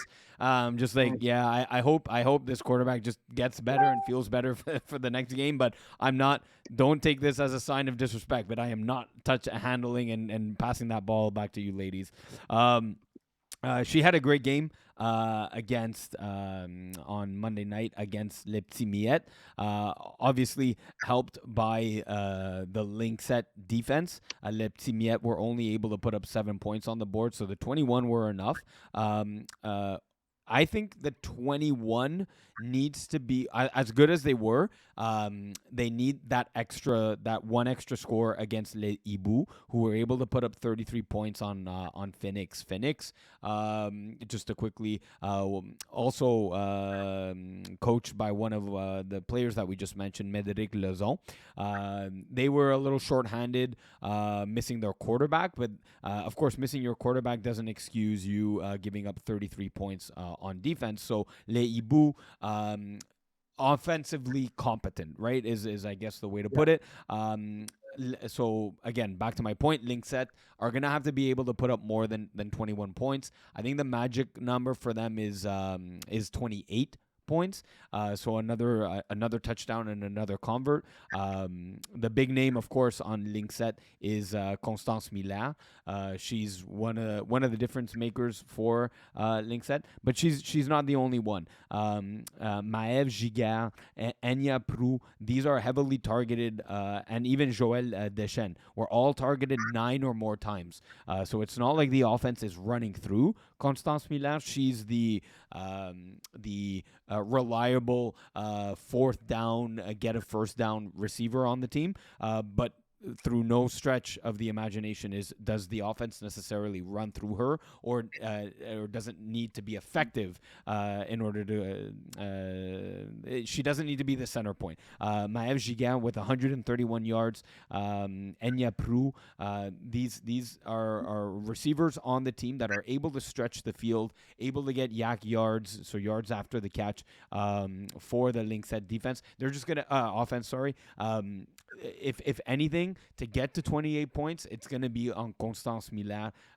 Not that the 7 incompletions that were thrown her way were all her fault. Some of them were corner routes and goes on the sideline that were safe throws by Sarah Yes. Amel. They The were really low percentage throws, basically.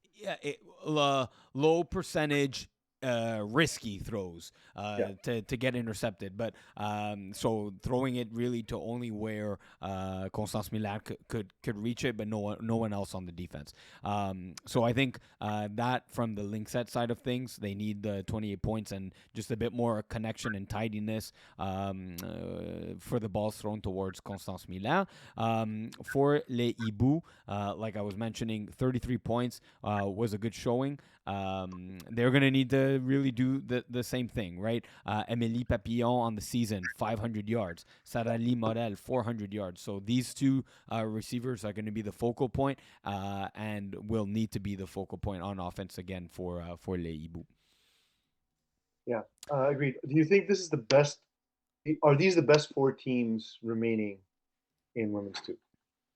Do we get the best 4 teams competing for championship?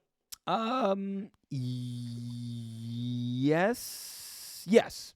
Carabé, I mean, even though they're not the top 4 seeds, I think they are, or they're not the top 4 seeds from the regular season standings. I think these are the 4 best teams. Although Phoenix, I would have been interested into seeing how they would have That performed. was the one where I was like, it'd been cool to see Phoenix for one more round, but hey, they didn't earn their spot, right? So yeah, exactly. So we have 3 divisions left, Peas. We have Division 3, Division 4, and 35 plus. Please. What do you want to do? No. I was setting it up. 3 divisions left for you to tell me where and which direction we want to drive and steer this ship. Division 3. Division 3, perfect. So in Division 3, the way the playoffs went down was that the top 8 teams had a bye. And we had an exciting first round of matchups that was filled with upsets, but also some blowouts as well. I think. So yes. Go ahead. Well, no. My thing's more of a setup. My thing's more of a setup thing. So let's go for your comment first. Okay, so what I was going to say is I want to draw attention. Okay. We might say the same thing. Not just one dude, but a team here, but essentially a dude. Chris Rivet, we talk about all the time, is one of the best playoff performers in FPF. On full display, won right? 3 games in one day. One of them being Stoics being Bibrelli Brigade. Stoics technically the underseed, although 0% surprised to see Stoics win there. And great games in general by guys like Vincent Chung, and Cesar Garcia. No. Vincent Chug. He is now Vincent Chug. Vincent Chug? We're gonna tell him to chug. After he scores a touchdown, everyone should go chug, chug, chug, chug. Yeah. And we talked about the midseason acquisition of Carl Aki, who's been just great for this team. So really cool to see him. We'll talk about them, I'm sure, when we get into co-ed. So that said, great performance by Rivet, but also by Stokes in general. And again, it's rare that a dude wins 3 playoff games on the same day. But hell of a day. Yeah. Hell of a day, like I said, filled with upsets. Upsets galore in Division 3. So much so that it led to the improbable matchup, or one of the divisional matchups, that is Blues Clues versus the Infantry. So I know it's not. It's about the sixth or fifth game on the schedule down the line, but because of the past history in this one, I think it's the number one game to talk about. Blues Clues versus the Infantry. How do you feel about this game going down? Will cooler heads prevail, or will the emotions and the height of the playoffs be too much for both teams to handle? And it's safe to say that the coolest heads are the ones returning to action for this game versus the less cooler heads having the longer suspensions, right? Like, so I Perhaps. think I think it'll be a quieter game than it could have been otherwise, or than it was last time. Um, Guys like AJ Gomes can get under other dudes' skin if you're so inclined. But I do think that the players on infantry are the guys. The players who will be in this game are the ones who are less affected by that kind of stuff, who need it to succeed less. Whereas the Submergent brothers, they feed off that kind of energy. Yeah. Um, and so I think that it will be a little bit of a different game. There will still be trash talk, but I don't expect it to get out of hand. That said, the I think the suspensions kind of hurt infantry more. They did look Yeah. great this week, and Kowalski is still um, not a force to be reckoned with in FPF. Right? He's a great quarterback. Uh, it almost doesn't even matter who he's got. It does affect them more so on defense. So I'm Do you curious to see. do you want to Uh, sorry to cut you off. Do you want to clarify what you just said, because what I heard, and hopefully the viewers didn't hear the same thing, but I heard that you say that Corey Walwalski is not a force to be reckoned with in FPF. Is that what you said? well, sorry, yeah, I miss. Yeah, he's a force to be reckoned with. Oh, okay. Although, That's because that's the expression, but the expression doesn't make sense because why would you reckon with something like? Wouldn't it be not to reckon with? Like, I don't want to reckon with this dude because he's not a dude that you'd want to reckon with. I reckon. Like, there's too much wrecking going on. it's reckoning. I Yeah, Corey's really good. Is the point? And Okay, it there we almost go. There, let's simplify this. Yeah. at his disposal.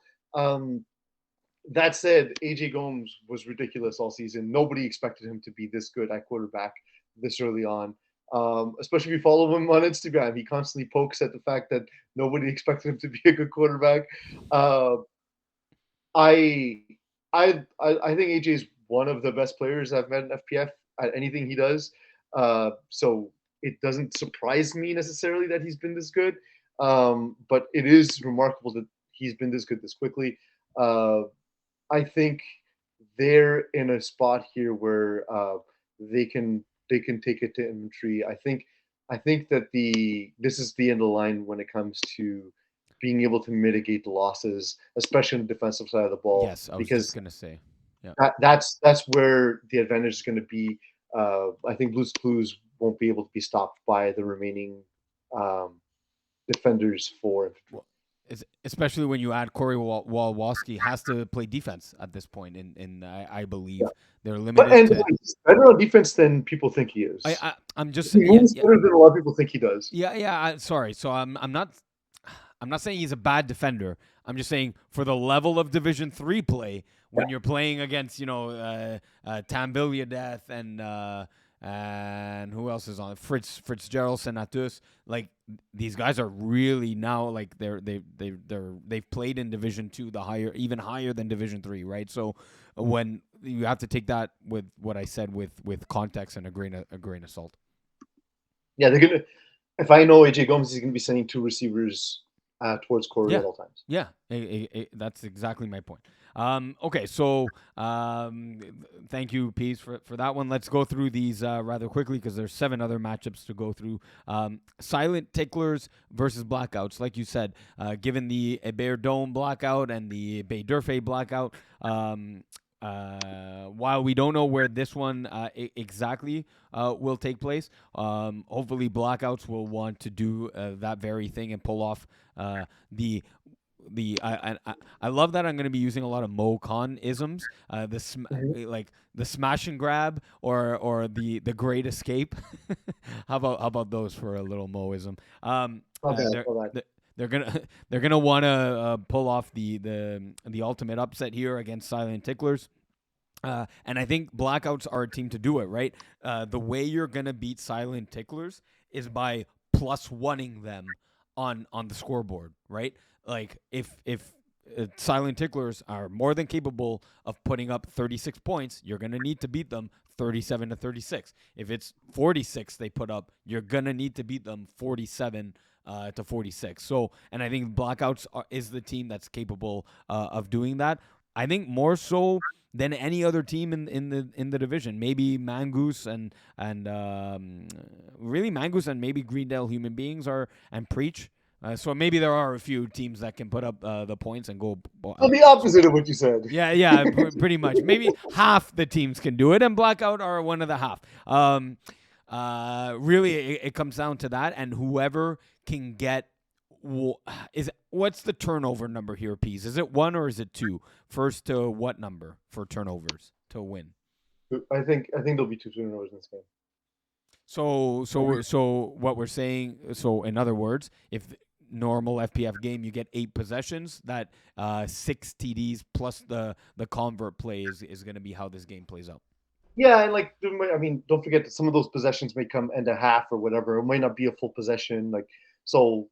Yeah, look at somewhere between 5 and 6 TDs per team, and it'll come down to converts. I absolutely think that'll be the case. Yeah, but I know you and I say, like, I'm trying to make a call back to what Eagles said about the final possessions of the game. It was a different division, but at the same time as like I don't count those and whatever, but they're huge if you score on it. Oh, absolutely, but it depends. Like, you know that. Like not all final possessions are created equal, right? So like we've talked about this ad nauseum, where how many plays is required for it to be like, okay, if I have 6 plays, it's almost a guaranteed score. If I have 5 plays, I'm good. If it's 4 plays, I should score. But then if you're ending the half with 2 plays or 3 plays, it's not really a possession in a sense. Also right? depends and what happens, right? If there was 3 plays remaining in the game and you got an interception on defense and you're now at midfield and you have 2 plays, or you give up a drive and now you're starting a drive with three plays left. On the first play, your receiver drops a ball. Well, now you have 2 plays to go 40 yards and score. It's not really a measure of offense at that point. Right. So Mongoose versus KGP Raw. What stands out to you in the Mongoose versus KGP Raw game? The KGP family of teams that had some weird roster consistencies this season. Yeah. And the thing that they do best is how well everyone works as a unit. Khalil Kerr and Cooper Young, not surprisingly, have been sort of this 1-2 punch, and Jonathan Garfinkel is sort of not been forgotten, but like a lot of attention has gone to those top 2 dudes. Jonathan Garfinkel is incredibly quick, incredibly fast, and the team has more offensive balance, I think, than they get credit for. On the other side, however, Mongoose, I talk about this all the time. They bounced my heavily favored team out of the FPF from the FPF finals. It's the only time I've ever appeared as a player on the roadshow. Alex Godet is amazing come playoff time. He is one of the most knowledgeable quarterbacks in all of FPF. And he's doing it kind of with a lesser roster than he's had to do in the past. He's had to rely very heavily on Jonathan Chevalier and Francois Delorier. It's not quite as dynamic as we've seen from them in the past. That said, it's his offensive system is so difficult to stop. His decision making is incredible. The difference between him and a guy who's got more, let's say, talent. Let's say, like, we can talk about how like Cutler is born with more physical talent than Alex Godet, right? Great, except that Alex Godet is one of the best decision makers in FPF, and that's a huge advantage. It's hard to pick against Mongoose come playoff time.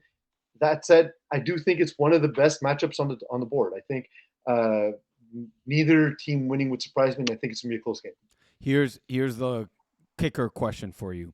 Alex Godet finished the season with the 3rd highest completion percentage in a regular season FPF history at 79.3. I think so. Over under the odds of Mongoose winning this game 79.3 over under. You're saying over under the percentage that I think they will win the game? Yes. Like the Is that just odds, like the odd. I know it is a both sides weird, of the house, it's a huh? weird one, but do you give higher odds for Mongoose winning this game or less odds than 79.3%? I mean, it's 50-50, so less, but less? Okay, less, but it's Less. not 50-50, but okay. I mean, there's two possible outcomes. It's mathematically 50-50. Yeah, but odds, you go into a game with one team having more odds to win I than the don't other. I don't think that they're an 8-2 favorite or That's 4-1 favorite. yes, that's I think it's closer to 50% than it is to 80%. there you go. Even though You had to verbalize it and to really get down to the root of my question. yeah, Um, they, le- they wouldn't be a 4-1 favorite if gambling on FPF was legal. right, which you tried to make it legal. I've been trying. I've been trying. Les Gros Coq face off against the aforementioned playoff performer in Chris Rive and the Stoics. Um, who do they rush? Do you know? Oh, it's the glitch. Denzel Eddie Lowe. If he arrives on time for this game, he might or I'll ask you this: is he the answer to stopping Dom Lefort from buying time and running around? That's first thing. Yes. Yeah, Yeah, he's amazing. perfect. And then. And I think the answer to this is also yes. Do the Stoic DBs are they able to contain and go just as because the Grokuk offense is there's so much depth on the receiver position. Does that same depth extend to the Stoics defensive backs? The problem with Legal Cook and the way they play, and we saw this in the finals against Kiss My Team, um, Outlaws, yeah. is that when Dom Lefort is facing a very good rusher, he doesn't go through his progressions. He doesn't read the field. He stares down the rusher, tries to break the rusher, and then makes a throw to the sideline. He doesn't use the middle of the field. He takes too many chances. He loses too many yards. He beats himself. We've So seen do it you before, yeah? and So do that's you what see we. a similar storyline happening here in this game? If Denzel Eddie Lowe is there, I see a similar situation because I don't know if Dom Lefort is able to play another way. I just think that's a factor of how he plays. He's a great athlete and he wants to use this athleticism to make plays, and that's great. Except that you won't always be able to, and I don't know if he has a second gear. And then the third question to wrap this one up: if that's the case, who would you give then the advantage to? And I'm putting this in context of what we just discussed, but like a go ball, vertical downfield for Dom Lefond. That's one of your first decisions you got to make. If he has the goal ball, who's the receiver that will win the matchup, and who's the stoic defender that you're putting on that receiver that you think is the winning matchup for Grokuk? Um, hmm. I mean, I, I, I have an answer, but some of the names just for you on Les Grokuk as receivers: Alexis Ferrand, Boris Gagné, Charles Rousseau Bélanger, yeah, I was looking firstly Julien at Proulx. the Stoics defense. Right. Um, So give me a receiver that you like as a matchup, like to win or just for the go ball. Snapper, well, Alex Ferrand to me is that dude yeah, for Roca. Right? yeah, Like Alexis Ferrand, right? You said that's his role on the team, right? yes, So I yes, assume it's him. yeah. Defensively, Vincent Chung's a really good player, man. I don't know if he's that kind of defender. He's kind of a dude who works well in zone concepts. Yeah. And I don't know that Stoics are going to play a lot of man. Seth Galina is really good at moving pieces and creating what looks to be an open window, but I don't even think that works because of the way that we've talked about Dom Lafont and the way he plays, where it's very reactionary. I don't think he's going through progressions that way. So I'm curious to see what kind of concept they'll use to disrupt like sideline fades, because he's going to use the sidelines. It's what he likes to do. So I didn't hear, unless I didn't get a clear confirmation. I didn't hear I one. don't have an answer for you. I don't Oh, think there's anyone. I'm going with I just don't Karlaki. think it's that way. I Karlaki. don't think Stoics defense works in that way. And I'm the one thing I worry about is if the rush, if either Denzel Adilo is not there or he can't create an issue for Dom Lefort, I don't think that they're the kind of defense that stops Lego Cook. Mangoose versus Free Smoke 1. Free Smoke 1 in a back in seesaw battle against Les Malouds on Sunday night in Lachine, come away with the victory to pull the Mangoose card in the divisional round of the playoffs. Do you like the matchup? Is there any chance Free Smoke 1 has in this one, or will James Drysdale, Thomas Coutu, and Nick Schaefer, do they just have too much weapon power here? Last time they played, it was an 11-point win for Mangoose. It's hard to see it going another way. Mangoose adding Olivier Souris over the last few seasons has been huge. Them adding James Drysdale has been huge. It was already a good team. Nick Schaefer, we talked about how he's become a really great fly quarterback. Despite all the trash I talked to him this past week in Division 4, I am actually a huge fan of Nick Schaefer. I actually really like Mangoose as a team. I think Thomas Coutu is one of the best two-way players in the division. Yeah. And they might have a top 5 receiver in FPF in James Drysdale. In all of FPF, not Division 3, in all of FPF. I heard about this debate, but continue your analysis. I mean, I hate to do that kind of thing, because to me, like, whether he's 5 or 7 or 9, it doesn't matter. He's that tier of receiver for me. Yes. And they have lots of like role players too, like Marc-Antoine Chaput and Charles Fontaine, who are not like ridiculous athletes necessarily, but just they're reliable, really solid players who don't make mistakes. Yes. And that to me is the difference, because I think we're going to see mistakes from Free Smoke. It's what we saw last time. Les Malouds, by the way, I talk about how plucky and annoying they can be in a playoff scenario, and they showed it this past week.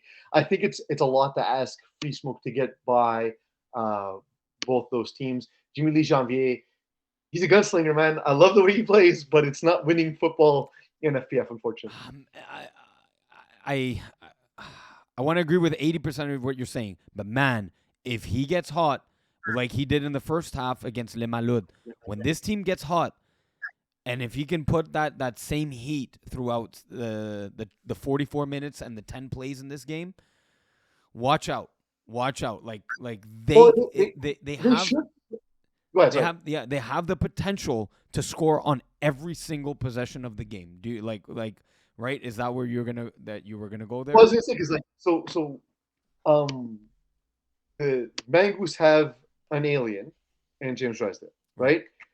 But whether it's Triple J, Jinsley Alexi, or Sebastien Chrissy-Lozon, those are 3 aliens. Those are 3 unguardable players in FPF. Yes. And the problem is like, it's the dude getting the ball, unfortunately. And like, as much as I like Jimmy Lee Janvier, who do you trust to make less mistakes?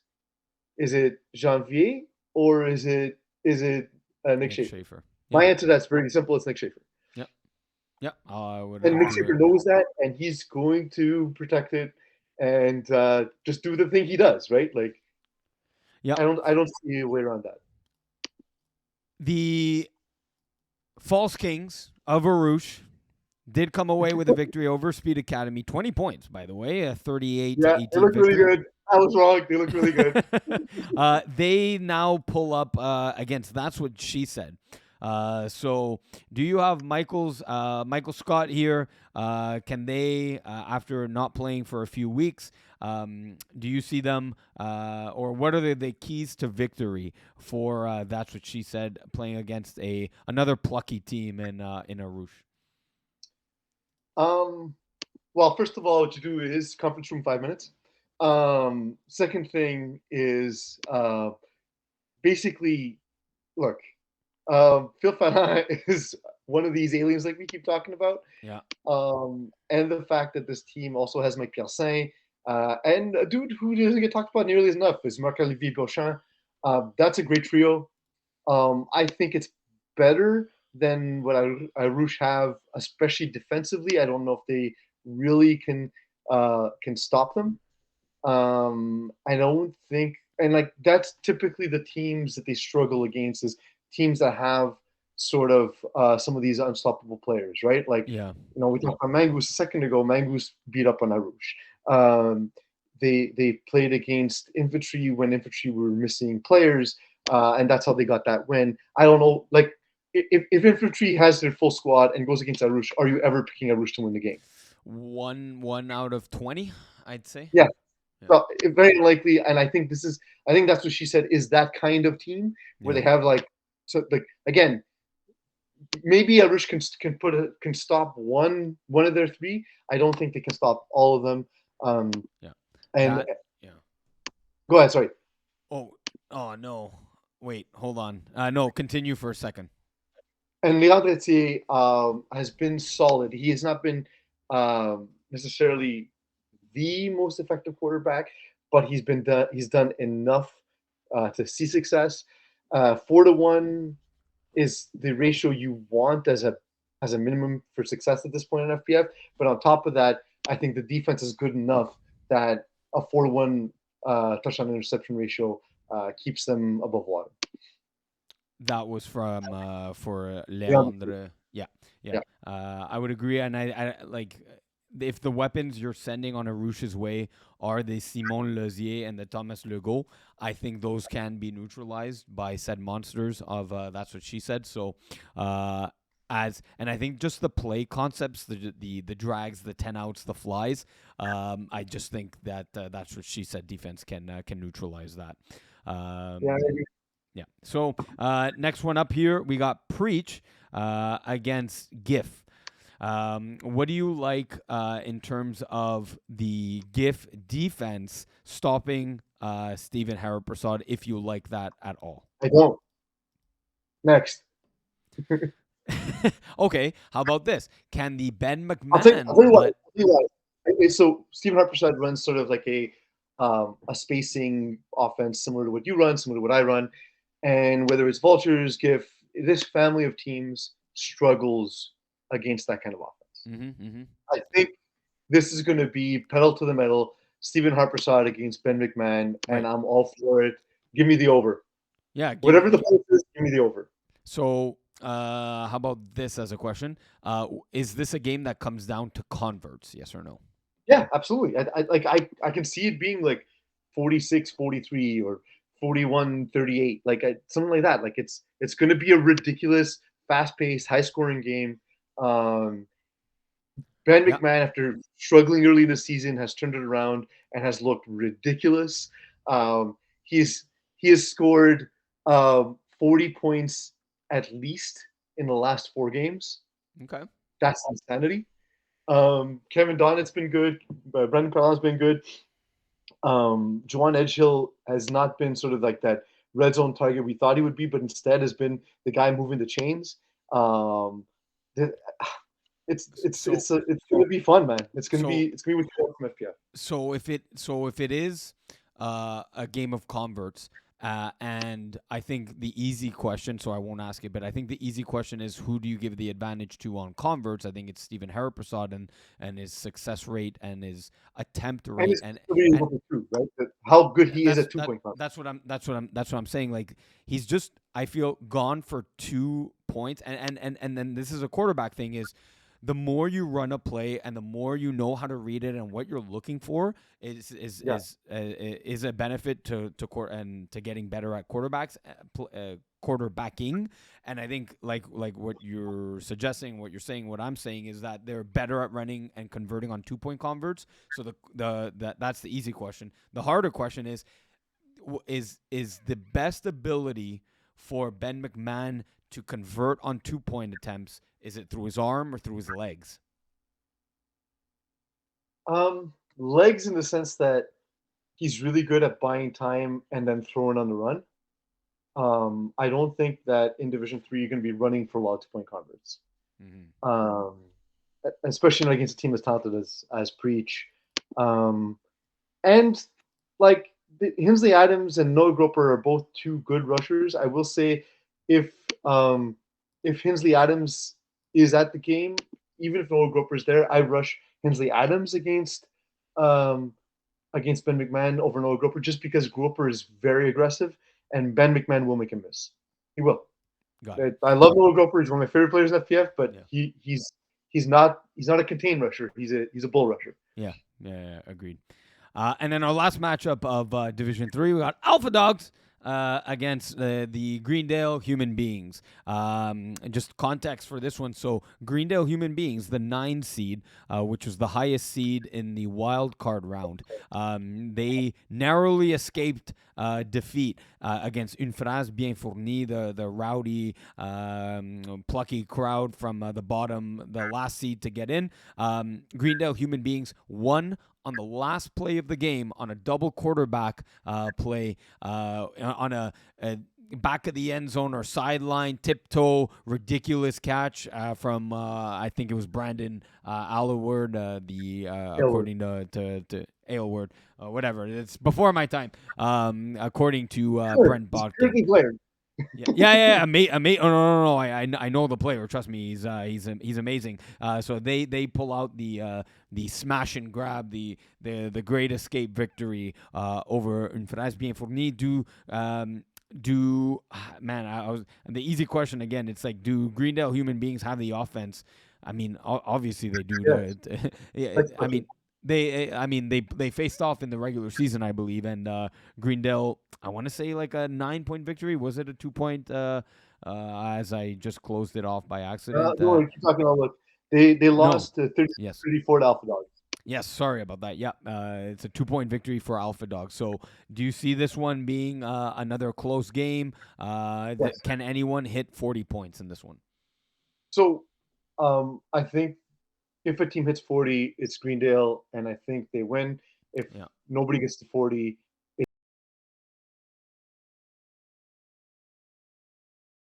Greendale have that Joey Taylor infuriating offense that they run. Yeah. That a team like Alpha Dogs, especially if they don't see success early on, they're the kind of guys who kind of get on each other and sort of they let the frustration get to them. I think the Aylwards know that, and they're gonna try and infuriate them early and often with their tight rub routes and all that they do. They know that they were in it last time, so I'm sure they feel confident going into this game. And likewise, Alpha Dogs, they know they won, but it was close last time too, right? So like, right, and Peace, before you continue, the team in this scenario last time they played, knowing they were close, or does it benefit the winning team? But let me phrase it a little different. So because I'm looking at the game, and Alpha Dogs were actually up 30-15 at halftime. Yeah. They only scored 6 points in the second half. Yeah. So this was a big comeback for Greendale Human Beings to get back into the game. Like it's like what you're saying is, or questioning is like, I think the tide was turned and goes towards in favor of Greendale Human Beings based on like the second half kind of comeback, right? And I'll certainly lead you to answer that way. Yes. Yeah, because that's the thing is, it already, given how close the game is, there's some doubts on behalf of the winning team, in this case, Alpha Dogs. And then if you're Greendale Human Beings in the quote-unquote locker room, you're like, guys, come on, we're so close. We came back. We just ran out of time. This time we have this. Like, they have so much positive, and especially coming off the kind of win that they just came off, all of that, I think, plays into their favor. Yeah, like something you went. I know because it happened. We'll talk about it next week or if I'm on. But when you know there's something special going on, like because you pulled out like kind of a miracle win and in that sorts, you feel like something special is about to happen. I think that might play a huge part in the game. So we have 2 divisions left again for the viewers. A reminder, next week we'll cover Division 1 and 2 as well as co-eds 1, 2, and 3 because those games will not be played until we air our next episode. So the 2 remaining divisions are Division 4 and Division the 35 plus, which would be a preview of the finals piece. So please steer this ship. Let's go 35 plus. Let's mix it up. Let's do it. So in 35 plus, the final is Monster versus the versus Gladiator. Monster, of course, led by Andy Peterkin at the pivot position. They got here through a victory over the Rainmakers, 39-25. Do they have the ability, Pease, to piece it all together and beat the, I believe, we're the number 1 seeded Gladiator? I'm just going to double check that one here. No, actually, sorry, I apologize. Monster is actually the number 1 seed. Gladiator, with like kind of a weird tie in there against Pacemakers, were the number 2 seed. So Gladiator lost to Monster 45-34. Then they lost 36-31. Then they beat Monster 38-30, and they lost to them 41-31. So they've played 4 times, and they're 1-3 against Monster. Obviously, that makes you feel as though they have the advantage. The big difference is when they won, Francois Lebeau was perfect. Francois Lebeau, he's a dude kind of before your time, Miggy, as Gladiator are in general, as 35 plus are in general. But when he was at the top of FPF, he's one of those guys like, you know how we talk about now where you have like Kevin Wyeth and Dan Lazara and Joe Mayer. He was sort of like that third guy where it was like, it's Kevin Wyeth and his name's still there, yeah. But the ridiculous thing about Kevin Wyeth is that his name is always there. He's like the Tom Brady. He's dominated the different decades, but yeah. Yeah, like different eras, and like so Francois Lebeau has played at such a high level, but it's obviously not the same. His guys have gotten older. He's a little bit older. But if he can tap into that and play that kind of game where he's essentially perfect, then I don't see Monster coming out with the win. Monster, they'll need turnovers to beat Gladiator. Gladiator's offense is effective. It's one that is pretty predictable. You know what they're doing. They're still going to be able to make it work though. So it comes down to whether or not Monster can literally force turnovers, because that's what it'll be. It won't be like mistakes falling to their lap. And if that's going to be the case, you look at guys like Andrew Blevings in the flats, jumping a play, Paul Lapierre taking up so much space and making a throw tighter than it needs to be. Carl Denis was one of the first FPF rushers who had an impact and was one of these guys everyone would talk about, like Carl Denis and his ability to disrupt timing and his ability to get to the quarterback. Will he have that kind of impact in this game in 35 plus? All of these things are what's going to have to play into their favor in order to see Monster basically have the same kind of game that they did 3 times. But again, like we just talked about in Division 3, 435 plus, do Monster have the advantage saying, guys, we beat them 3 times? Or is there a seeded doubt of like, but LeBeau can play that game like he did that one time and they beat us that one time and it's going to be like that again? So for me, yeah, I'll agree with everything you're saying. For me, having seen Monster play, and looking back at the games that they did play and the stats of Andy Peterkin, he's completing 15 passes for 200 yards.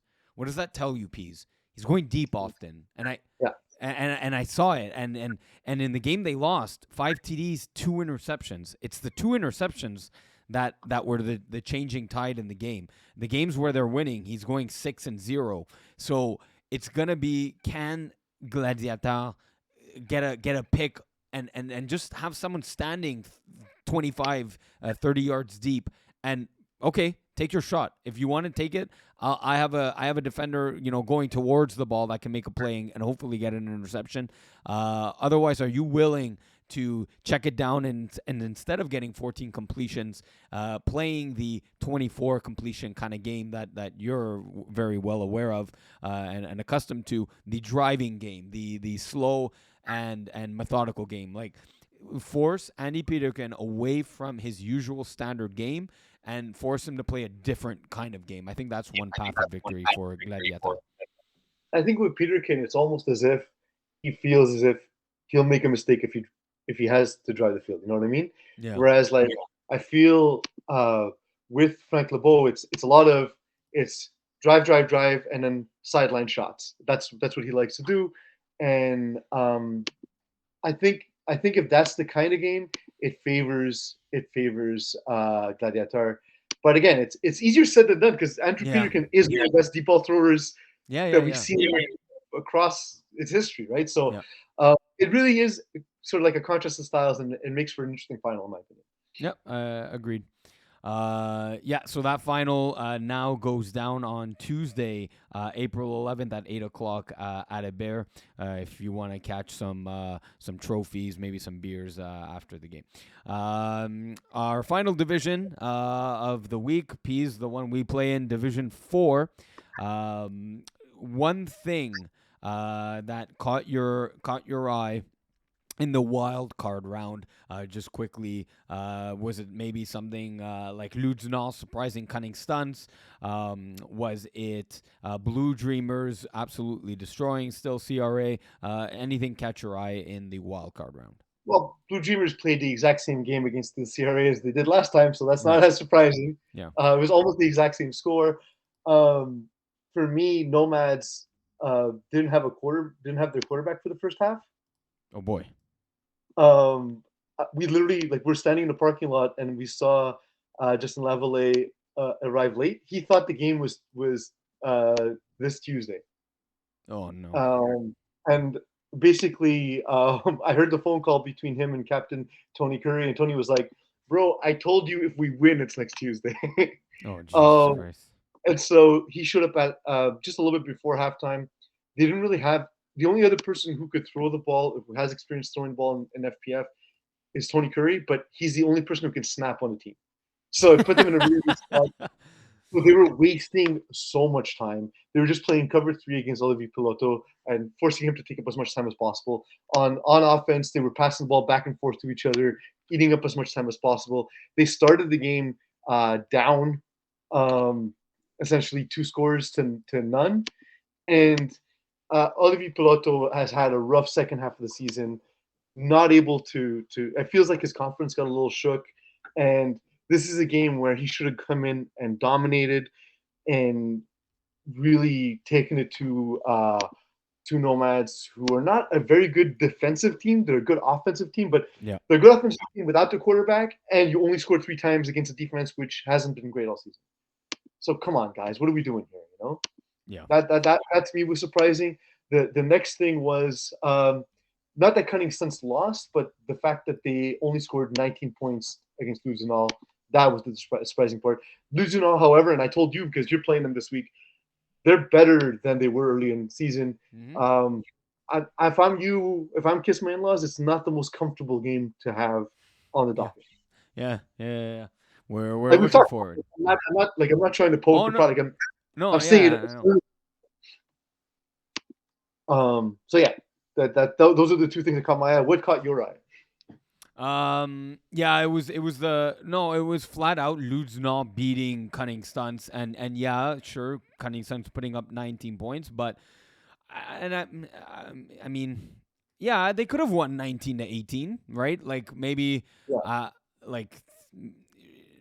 it's not that I have a static frame of Ludenau. I know they got better, but I still saw I still had my predictions really heavily favored towards Cunning Stunts. So good on Ludenau, by the way, for putting up 35 points in a playoff game. That's a recipe for success, right? So that one caught my eye. And then you, of course, you were upset that Mengus kind of stifled you during the regular season. I'm surprised that that you won the game, but I guess surprised maybe. No, I'm not. No, I wasn't surprised, but maybe surprised that you took action and then did exactly what you said you wanted to do. But again, that doesn't necessarily surprise me. Just something that I wanted to highlight. Well, it's like the second time around. I know what they're doing on Right. defense. We went no huddle from the first play to the last play of the game. Right. Yeah. So that made it difficult for them to change up their defense. It made it difficult for them to make adjustments. We ran a lot of motions and stuff that the stuff that we do all the time, and it's stuff that we had to put pressure on them to score, and we knew we have a better offense than they had, basically. Yep. So, do Blue Dreamers, given their back-to-back blowout victories or games against still CRA, can they duplicate that performance against Beset Esepot, the opening match of Division 4 on Tuesday, April 11th? I mean, Blue Dreamers are on one hand a team that underperformed, so we know that they have the ability to to play better than they have, right? Yeah. Yeah. At the same point, they were 6-4. They're one win from getting a bye, right? And they had so many close games where it's like, okay, well, if they um, get by, for example, Ludinon, where they lost by 1 point, they're one of these teams that we're talking about as a favorite, right? So to me, they absolutely like. I know they're the lower seed. I think they're the favorite going into that game. Fair. Is it going to be their? Is it the defense going up against the Besetese but offense that leads you to believe that, or is it the fact that they've underperformed maybe offensively and have now started things have started to click and their offense is what's going to lead them to victory over BESP? Look, Philippe Paquet, Philippe Paquet Perrault has been amazing. 46 touchdowns, no interceptions. That's nonsense.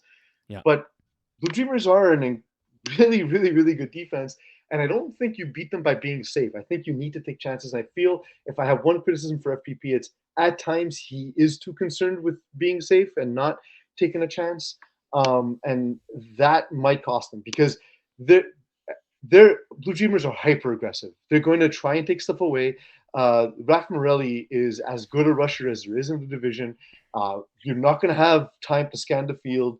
You're going to have to go with hot reads at times. You're going to have to sort of guess at what their defense is doing and then sort of try and exploit a specific zone.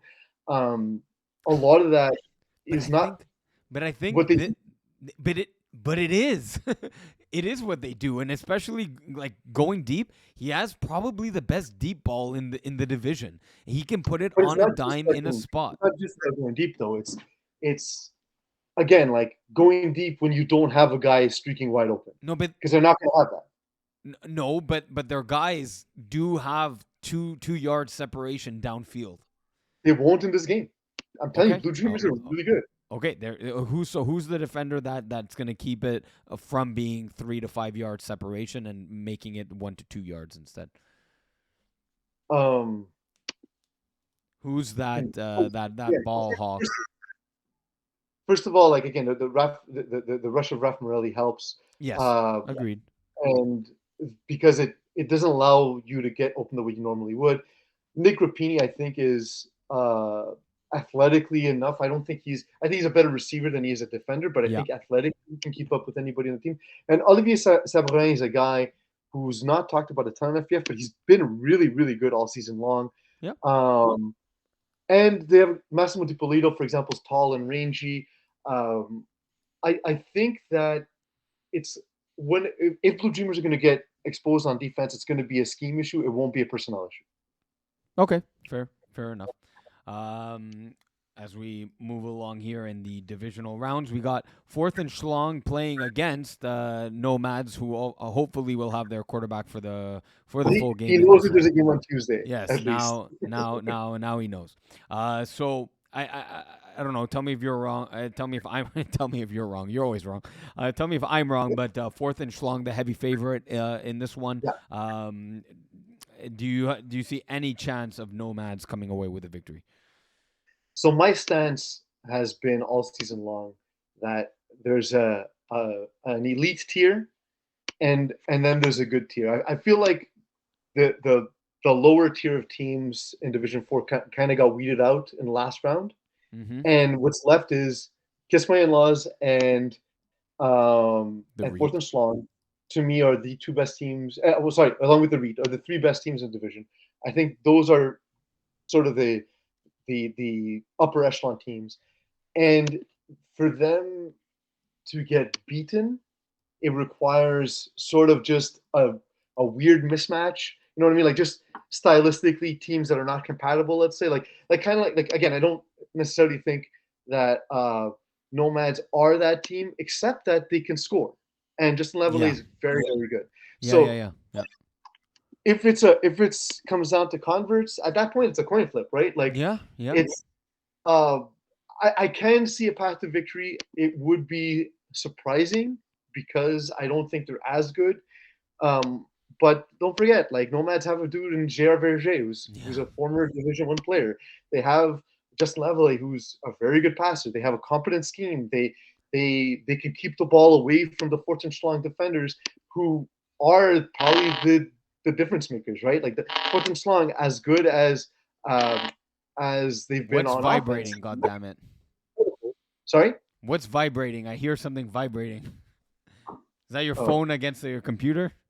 yeah, phone against the desk, I believe. Okay, Sorry I about that. we heard it all here on calling the audible. Sorry about that. But yeah, guys like Jordan Lassard, and whether or not they can make a play Yeah. on defense, I think will be the big issue. But if it goes score for score, I'm not counting Nomads out. I'm Yeah. not counting because that's the kind of game Nomads has to play to win. Yeah, agreed. So then to wrap that one up, there's maybe Tony Curry and his antics. Could that maybe tip the scales in favor of Nomads? Can you see that happening? Maybe because they are Fortnite are sort of one of those animated reactionary teams, Yeah, and Tony Curry The always likes Wrangler. Yeah, the Wrangler likes to talk, and then Tony Curry won't shy away. no, not at all, not at all. So I'm curious to see uh, if they buy into it or not, because Tony Curry is very quick. When he sees you're not buying into his antics, he lets off. He takes his foot off the gas and Yeah, focuses yeah, just yeah. on football. But if he knows he's getting under your skin, Oh he won't yeah. stop. Yeah, yeah, yeah, He yeah, won't yeah. stop. Agreed. I'm sorry to put you back to back here, but Kiss My In-Laws versus Ludzna. You said that not as comfy, cozy matchup as Kiss My In-Laws would have liked. Did you want to expand on that now that we know the faces of Ludzna? Um, well, yes, But because which they that's finally have profile pics. that's what I was going to. By the way, this the studio has never smelled better as I smell the cookings of an Easter meal. But go ahead. um, yeah. So first of all, the fastest dude on this field will be on Ludinol. Yeah, Joseph Joseph Rockendi Rakendi. Yeah, is ridiculous. Like, and here's the thing: is Kiss My In-Laws are an incredibly fast team. They but don't have even you guys don't still, have yeah, anybody that's that fast. right, The dude is ridiculous. right. And Um, is that one of the things where it's like you can say he's fast, but until you're on the field and you experience it, you're like, okay, he's that fast. Yeah, because Like it's not just the top end speed. He's the kind of dude, he catches a hook and he will make three guys miss. And then once he's in the open field, nobody's catching him. You know what I right, mean? Like yeah, that's the kind of player he is. He's the guy that the Kiss My In-Laws defense has to focus on.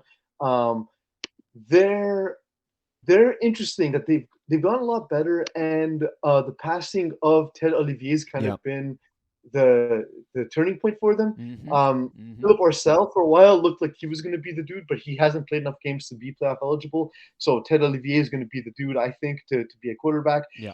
Um, I don't think he necessarily has the experience to beat a team like his my in-laws, but it's going to come down to a man named Ignacio Magnets and whether or not he's going to make mistakes. I expect to see a lot of man defense from Nudes and all.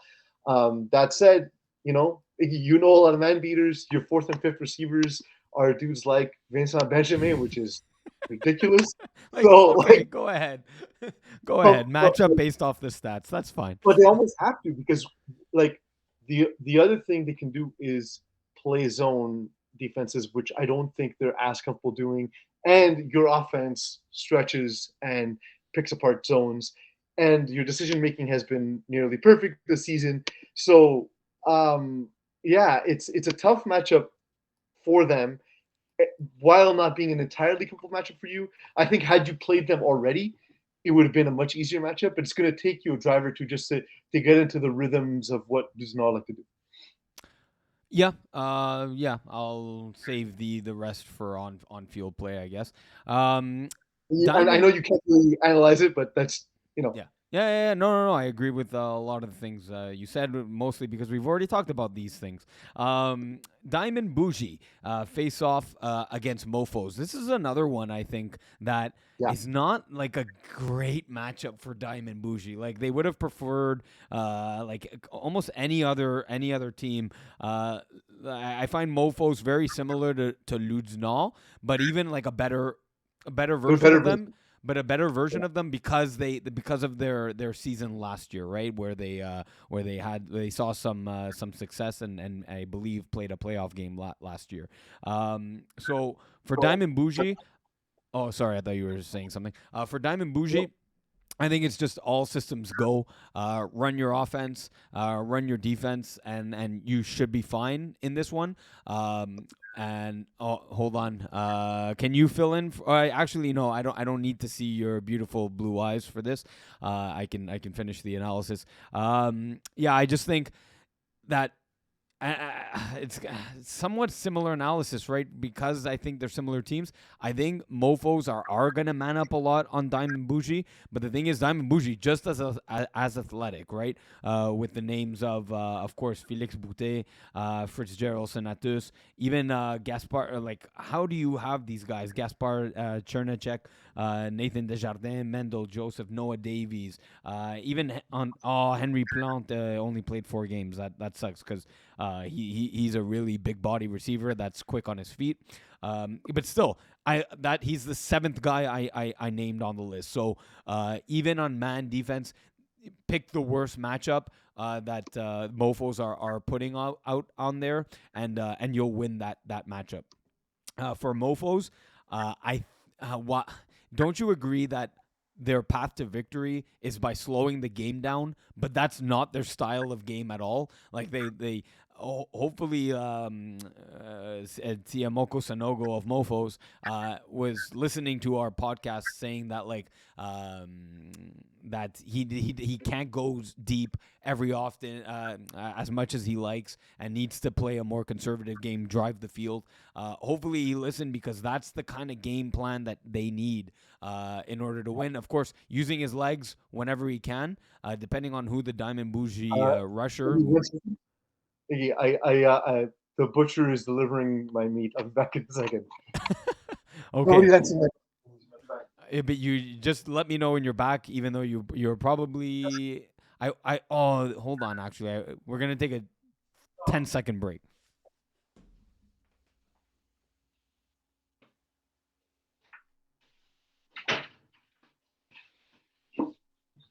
I am back. Where are you, Iggy? Yeah, What'd you do? What did you also I gave the audience a warning that we're taking a 10-second break. Oh, okay. Sorry. Your meat distracted me. The arrival of your As meat. it often does. What I was sorry. So what I was going at was that Tiemoko Sanogo should ideally be conservative in terms of driving the field and not taking the bombs 3 plays in a row and setting himself up in like third and fourth long situations, and that his runs are going to be they have to be timed runs where because Diamond Bougie, I believe, switch up the rusher from time and time again, that when it's to his benefit, that he notices it and takes advantage to make it a third and fourth and manageable instead of third and fourth and long. Yeah, I agree. Yeah. But it's like you said though, it's one of those matchups where on paper, yes, it's a clear favorite, but it's not stylistically. I don't think it particularly plays to the benefit of Diamond Bougie. They still should win, but it's a tough matchup. Yeah. We'll skip over yours for now. I'll analyze it in a second. But first, the REIT versus Team Ethnic. Team Ethnic beating. Who did they play here? Voodoo, 32-24. Their reward for a playoff victory is facing off against the Giants of the REIT. So I think this is a bad mismatch Yeah. for Team Ethnic. Um, Ben Lawler is a good quarterback who takes risks. The REIT are an opportunistic defense. The REIT have the athleticism that Team Ethnic is lacking. Whether it's Dante Sperania in open space or Dawson Pierre going over everybody. Dawson Pierre, as great as a DB as he is even better, I think, as a flag receiver. He's not stoppable. You kind of just have to hope that that Santino Sperania has a bad game, and even if he does, like the dude ran for 400 yards this season, man. Like, I don't know if there's any beating the REIT this season. In this game or in this season? What? Sorry? In this game or in this season? In this season, I don't think there's. I don't know if anyone is specifically built to beat the REIT. There's top to bottom. They're really, really, really good, man. Yeah. They So do everything well. am I understanding that you're saying they're winning Division 4? Well, no, Hot Sauce Sports is winning Division 4, but Okay, you know. right. Which leads us to Hot Sauce Sports against Trap Stars. A week one or first game of the, Well, can I? sorry, it was week 2, but our first game. Yeah, that's what I was. I'm like, can I call it week one? Game one of the season for Hot Sauce Sports. Came down to the last play. Of course, that was filmed and was up on our Instagram page. Where Ryan Garber bought. I think he bought a field and reserved it for 30 minutes and was able to run around because that's how long it felt like he was. He literally spent or charged you guys. He passed the expenses over to you for half the field as he bought 1,000,000 years and was able to win it on the last play of the game. It was that 33-33. It was 33-33, and to your point, he bought forever, threw up a ball, and they won the game. Right. That said, the context of the game was that it was a close game and that it came down to one play. So in this one, how do I see this one playing out? So definitely a tight game. I think a lot of this game is going to come down to UPs, whether or the number of interceptions thrown in this game. I think it's pretty easy to say that as the number of interceptions increases, your percentage of winning the game decreases. That's, shocker. Peas, I think you can afford one interception because your hot sauce defense can create turnovers. I think you match up athletically. I think you have the speed to contain Cooper Young. So I think you can afford one interception, but not more than that because Ryan Garber does play a safe style of quarterbacking. He might take one risk. That one risk might turn into a turnover. So I think this one's actually you like the 5 touchdown. I think this one's a race to 6. Whoever can reach 36 with a couple of converts. I can see. You know what? I can see both quarterbacks getting 6 TDs. It will come down to converts. I kind of like your conversion this year so far with Hot Sauce Sports. I see this one either going into overtime or a 1-point victory for either team. So what I'm saying is book another 30 minutes, Ryan Garber. It's just who's going to end up paying the bill this time is really what it comes down to. The next one here, we got two games left to preview. Marcin Le Flag against Balls Deep. Balls Deep, as shown on Instagram, coming away with a win over Vultures at Stade de Montréal, with Tizzy catching that 2-point convert, it seemed, kind of head-topping Anthony Drysdale. Will that size matchup be a problem for Marcin Le Flag? I think so. Balls Deep, I think, are better than they got credit for all season long. Part of it was that they had a weird schedule where they played less Yeah. games early on. Yeah. Yeah, I want to say like the first half of the season they only played 3 games. Um, they also moved forward without Isaiah Allard, however, so that Huge. does change the makeup of the team a little bit. Um, they still have a ton of size, and Yep. Mike Weir will have to play his best because Justin honestly, Mike Weir. uh, That's this is the well, well, Masters. Is this the yeah, Masters or what? very clearly I'm watching golf at the same time. Um, no, Justin Weir, Yeah.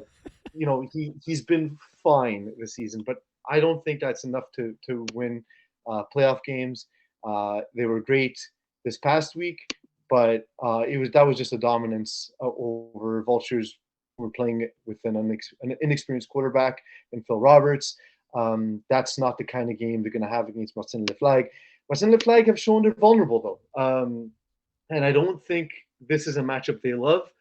Um, and we will have to see, of course, on their side if they can get guys like Guillaume Ranger going.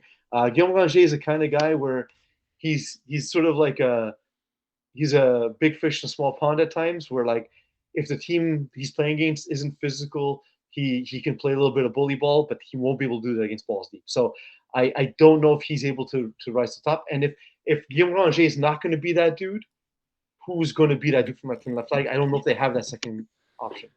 I think the second option piece is quarterback Jeremy Deschamps and his running ability. Had Isaiah Allard been in this game, that completely neutralizes that. That said, he's been in and out of the lineup. I'm not sure if it's due to an injury. Playing first half, second half of a game, playing full game. It's been a little inconsistent in terms of actually playing the game, not necessarily his gameplay. Throwing for 30 touchdowns and 5 interceptions. Pretty good TD to INT ratio, but his running ability, his scrambling ability, ability to get a throw on the run is actually pretty decent for this level. And the fact that balls deep are not sure who they're going to be sending out rusher, but it's definitely no one of the caliber of Isaiah Allard might pose a problem for balls deep, and one of the reasons why Marcin Leflag might come out with a victory here. Right. The last matchup here, I'll do most of the analysis. You can chime in. But Wide Open Bar versus Bruins. The proclaimed false kings of Division 4 are the Wobs, Wide Open Bar. I do think that's the case in this matchup. It's one that, like we said with Wide Open Bar, that they're going to be matchup dependent, that if they get a good enough matchup for them in the playoffs, great. But one, I think, in the Bruins isn't that matchup for them. Where Wide Open Bar's biggest ability is speed, I think the rushing of Gab Wiseman will be a problem. I think guys, Bruins, fine, are more about the size game, but guys like Rocco Cristiano, Zach Zwern is available, playoff eligible. I think that's enough speed on the defensive side of the ball, and of course, they have the height of I always forget how to pronounce this. Tanius, I believe it's Tanius. Steer, yes, of Jocelyn Calix, who has decent speed for his size, but I think that speed is better utilized on offense given his size and not so much on defense. I think the combination of what they have will just poses a big enough problem to neutralize what Wide Open Bar does best offensively. And then conversely, Wide Open Bar, I don't think they're not conceptually great at defense. They're average and moderate. Where their defense excels is in jumping balls. And in this one, if it was Gab Wiseman throwing with his tennis elbow, golf elbow that's somewhat washy on his arm, I'd give the ability for them to undercut 2-yard hooks, 5-yard hooks, and take it for a pick six and be a game changer in this game. I think that Chris Vero, though his arm has more zip on the ball, throwing the ball this season for Bruins, just doesn't match up well for what Wide Open Bar can do. Any concluding remarks there? Wide Open Bar has played a full season, and in that season, they have beaten only one team that remains in the playoffs, and that's Mofos. False Kings. There you go. It was said. Peas, you're gonna have to introduce the last segment, of course, which is Games of the week. longer. Games of the week. Games of the week. Games of the week. Oh, this is the games of the week part of the show where we pick the games of the week. And the week games. Hold on. It might be a little too loud. Hold on. I have to do two things at once. It's not easy. I can't hear the music, so I can tell you. Games. This is it, folks. The week will have games, and we will this is terrible. This is why we need a producer, and why maybe I should be in the studio. All right. Games. Yes, games of the week. We're gonna go not necessarily in the order that we went through in the show. We'll just go through highest through lowest of what we went through. So Division 3, we got Silent Ticklers versus Blackouts. Ticklers. Give me Ticklers as well. Mongoose versus KGP Raw. Mongoose. Yeah, I'm going Mongoose as well. Le Gros Coq versus the Stoics. Stoics. I'll go. Oh man, this one's good. You know what? Give me Chris Rive in the playoffs. Give me Stoics. Mangoose versus Free Smoke 1. Mangoose. I'll go Mangoose as well. We're boring here, but whatever. Blues Clues versus the Infantry, the big rematch here. Blues Clues. I'll go Blues Clues as well. That's What She Said versus Arush. That's what she said. That's What She Said for me. Preach versus GIF. Preach. We're preaching to the choir, the both of us. And Alpha Dogs versus Greendale Human Beings. Greendale Human Beings. Yeah, GHB for me. Division 4 Ps. We got Besete Sepat against Blue Dreamers. Blue Dreamers. I'll go Besete Sepat, our first disagreement of the night. Or the morning. Fourth and Schlong versus Nomads. Fourth and Schlong versus Nomads. I'm going to go Fourth and Schlong. I'll go Fourth and Schlong as well. Kiss My In-Laws versus Luznal. I'm going to go with Kiss My In-Laws. I can't pick it. So we go to the next. Diamond Bougie versus Mofos. Mofos. I'll go Diamond Bougie. Trap Stars versus Hot Sauce Sports. Can't pick it. Hot Sauce Sports by 50. There you go. I will go with the 1-point victory for Hot Sauce Sports. The Reek versus Team Ethnic. You really don't want to make a show long, maybe. The Reek versus Team Ethnic. The Reek. I'll go the Reek. Marcin Le Flag against Balls Deep. Balls Deep. I'll go Marcin. Wide Open Bar versus Bruins. Bruins. I'll go Bruins as well. We move to Division 5A. We're going to finish the divisional playoffs and go the Process versus Practice Squad 5. Process. Give me the Process as well. Rico Riders versus Menace to Sobriety. Rico. Give me Menace for that one. And in the game where Red Knot Skins are up 33-19 over Save the Turf Doles, the prediction is... Not Skins. I'll go Red Knot Skins. And the West Island Boys over the Clinkers. I do not know the score in this game. Give me a winner. West Island Boys. I'll go West Island Boys as well. And there's one quarterfinal matchup that we know of. It's Big Fat Bats versus Les Petits Carottes. Big Fat Bats. I will go Big Fat Bats again, and you'll give me a second to restart the music. Go Games of the Week again. Games of the Week. Games of the Week. Games of the Week. Oh my God, Iggy, I'm tired. Hurry up. All right, that was Division 5A. Division 5B. All right, we're back. The Penetrators versus the Blues. Blues. I'll go Penetrators. Green Monster versus Pocket Rockets. Green Monster. I'll go Green Monster. Primal versus What Coulda Beens. Nicolas Cage. Primal. can't pick it. Vic in a Box versus Bulldogs. Vic and Box. I'll go Vic in a Box as well. Le Bleu Dry versus Primetime. Primetime. I'll go Bleu Dry. Team Sexy versus Red Dragons. I'm gonna go with Team Sexy. I'll go Red Dragons. Warriors versus No Pun Intended. Warriors. Warriors as well. Killer Rays versus Him You. Killer Rays. I'll go KR, not KR. Division 6. Finish up the wild card round. Toon Squad versus the Royals. Sorry? Toon Squad versus the Royals. Royals. I'll go Toon Squad. Mountain Dew Babies, Practice Squad 6. Mountain Dew Babies. Give me the babies. Dewey Malas versus Slippery Slopes. Dewey Malas. Dewey. Pigeons versus Demons. Pigeons. I'll go Pigeons as well. And then Fiddlers versus Why So Serious. Fiddlers. I'll go Fiddlers as well. Move to Women's One Piece. Les Bleus versus Fleur de Lis. Les Bleus. I will go Les Bleus as well. Brut, and of course the favorite matchup of the century here, Brut versus Vortex. You know my pick. It's Vortex.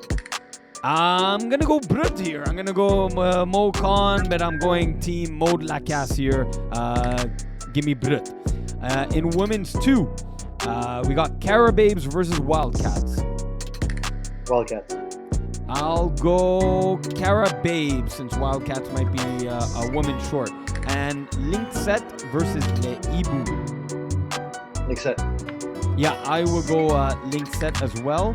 And then our final game of the week, the 35 plus division final, Monster versus Gladiator. Glads. I'm gonna go Gladiator as well. So that is the last one. Let me stop the music and play our outro song. Please do something. For all of you tuning in to the Extra Point Live, thank you for tuning in. And tune in next week. And then the week after that. And the week after that. Thank you everyone for tuning in. Thank you, Iggy, for joining me today. Thank you, Eagle, for doing half of a show. But most of all, thank you all for letting me be myself. I'm going to stare at the camera. I put the intro music. Oh no. Doesn't matter. It doesn't matter. It doesn't matter. Okay, I'm leaving. Oh my god. Iggy makes everything last forever. It's every time he's on the show, it's hey. Hey, we're back. Yes, so I'm sure you were saying lovely things. I have no doubt. I heard you thanking everyone.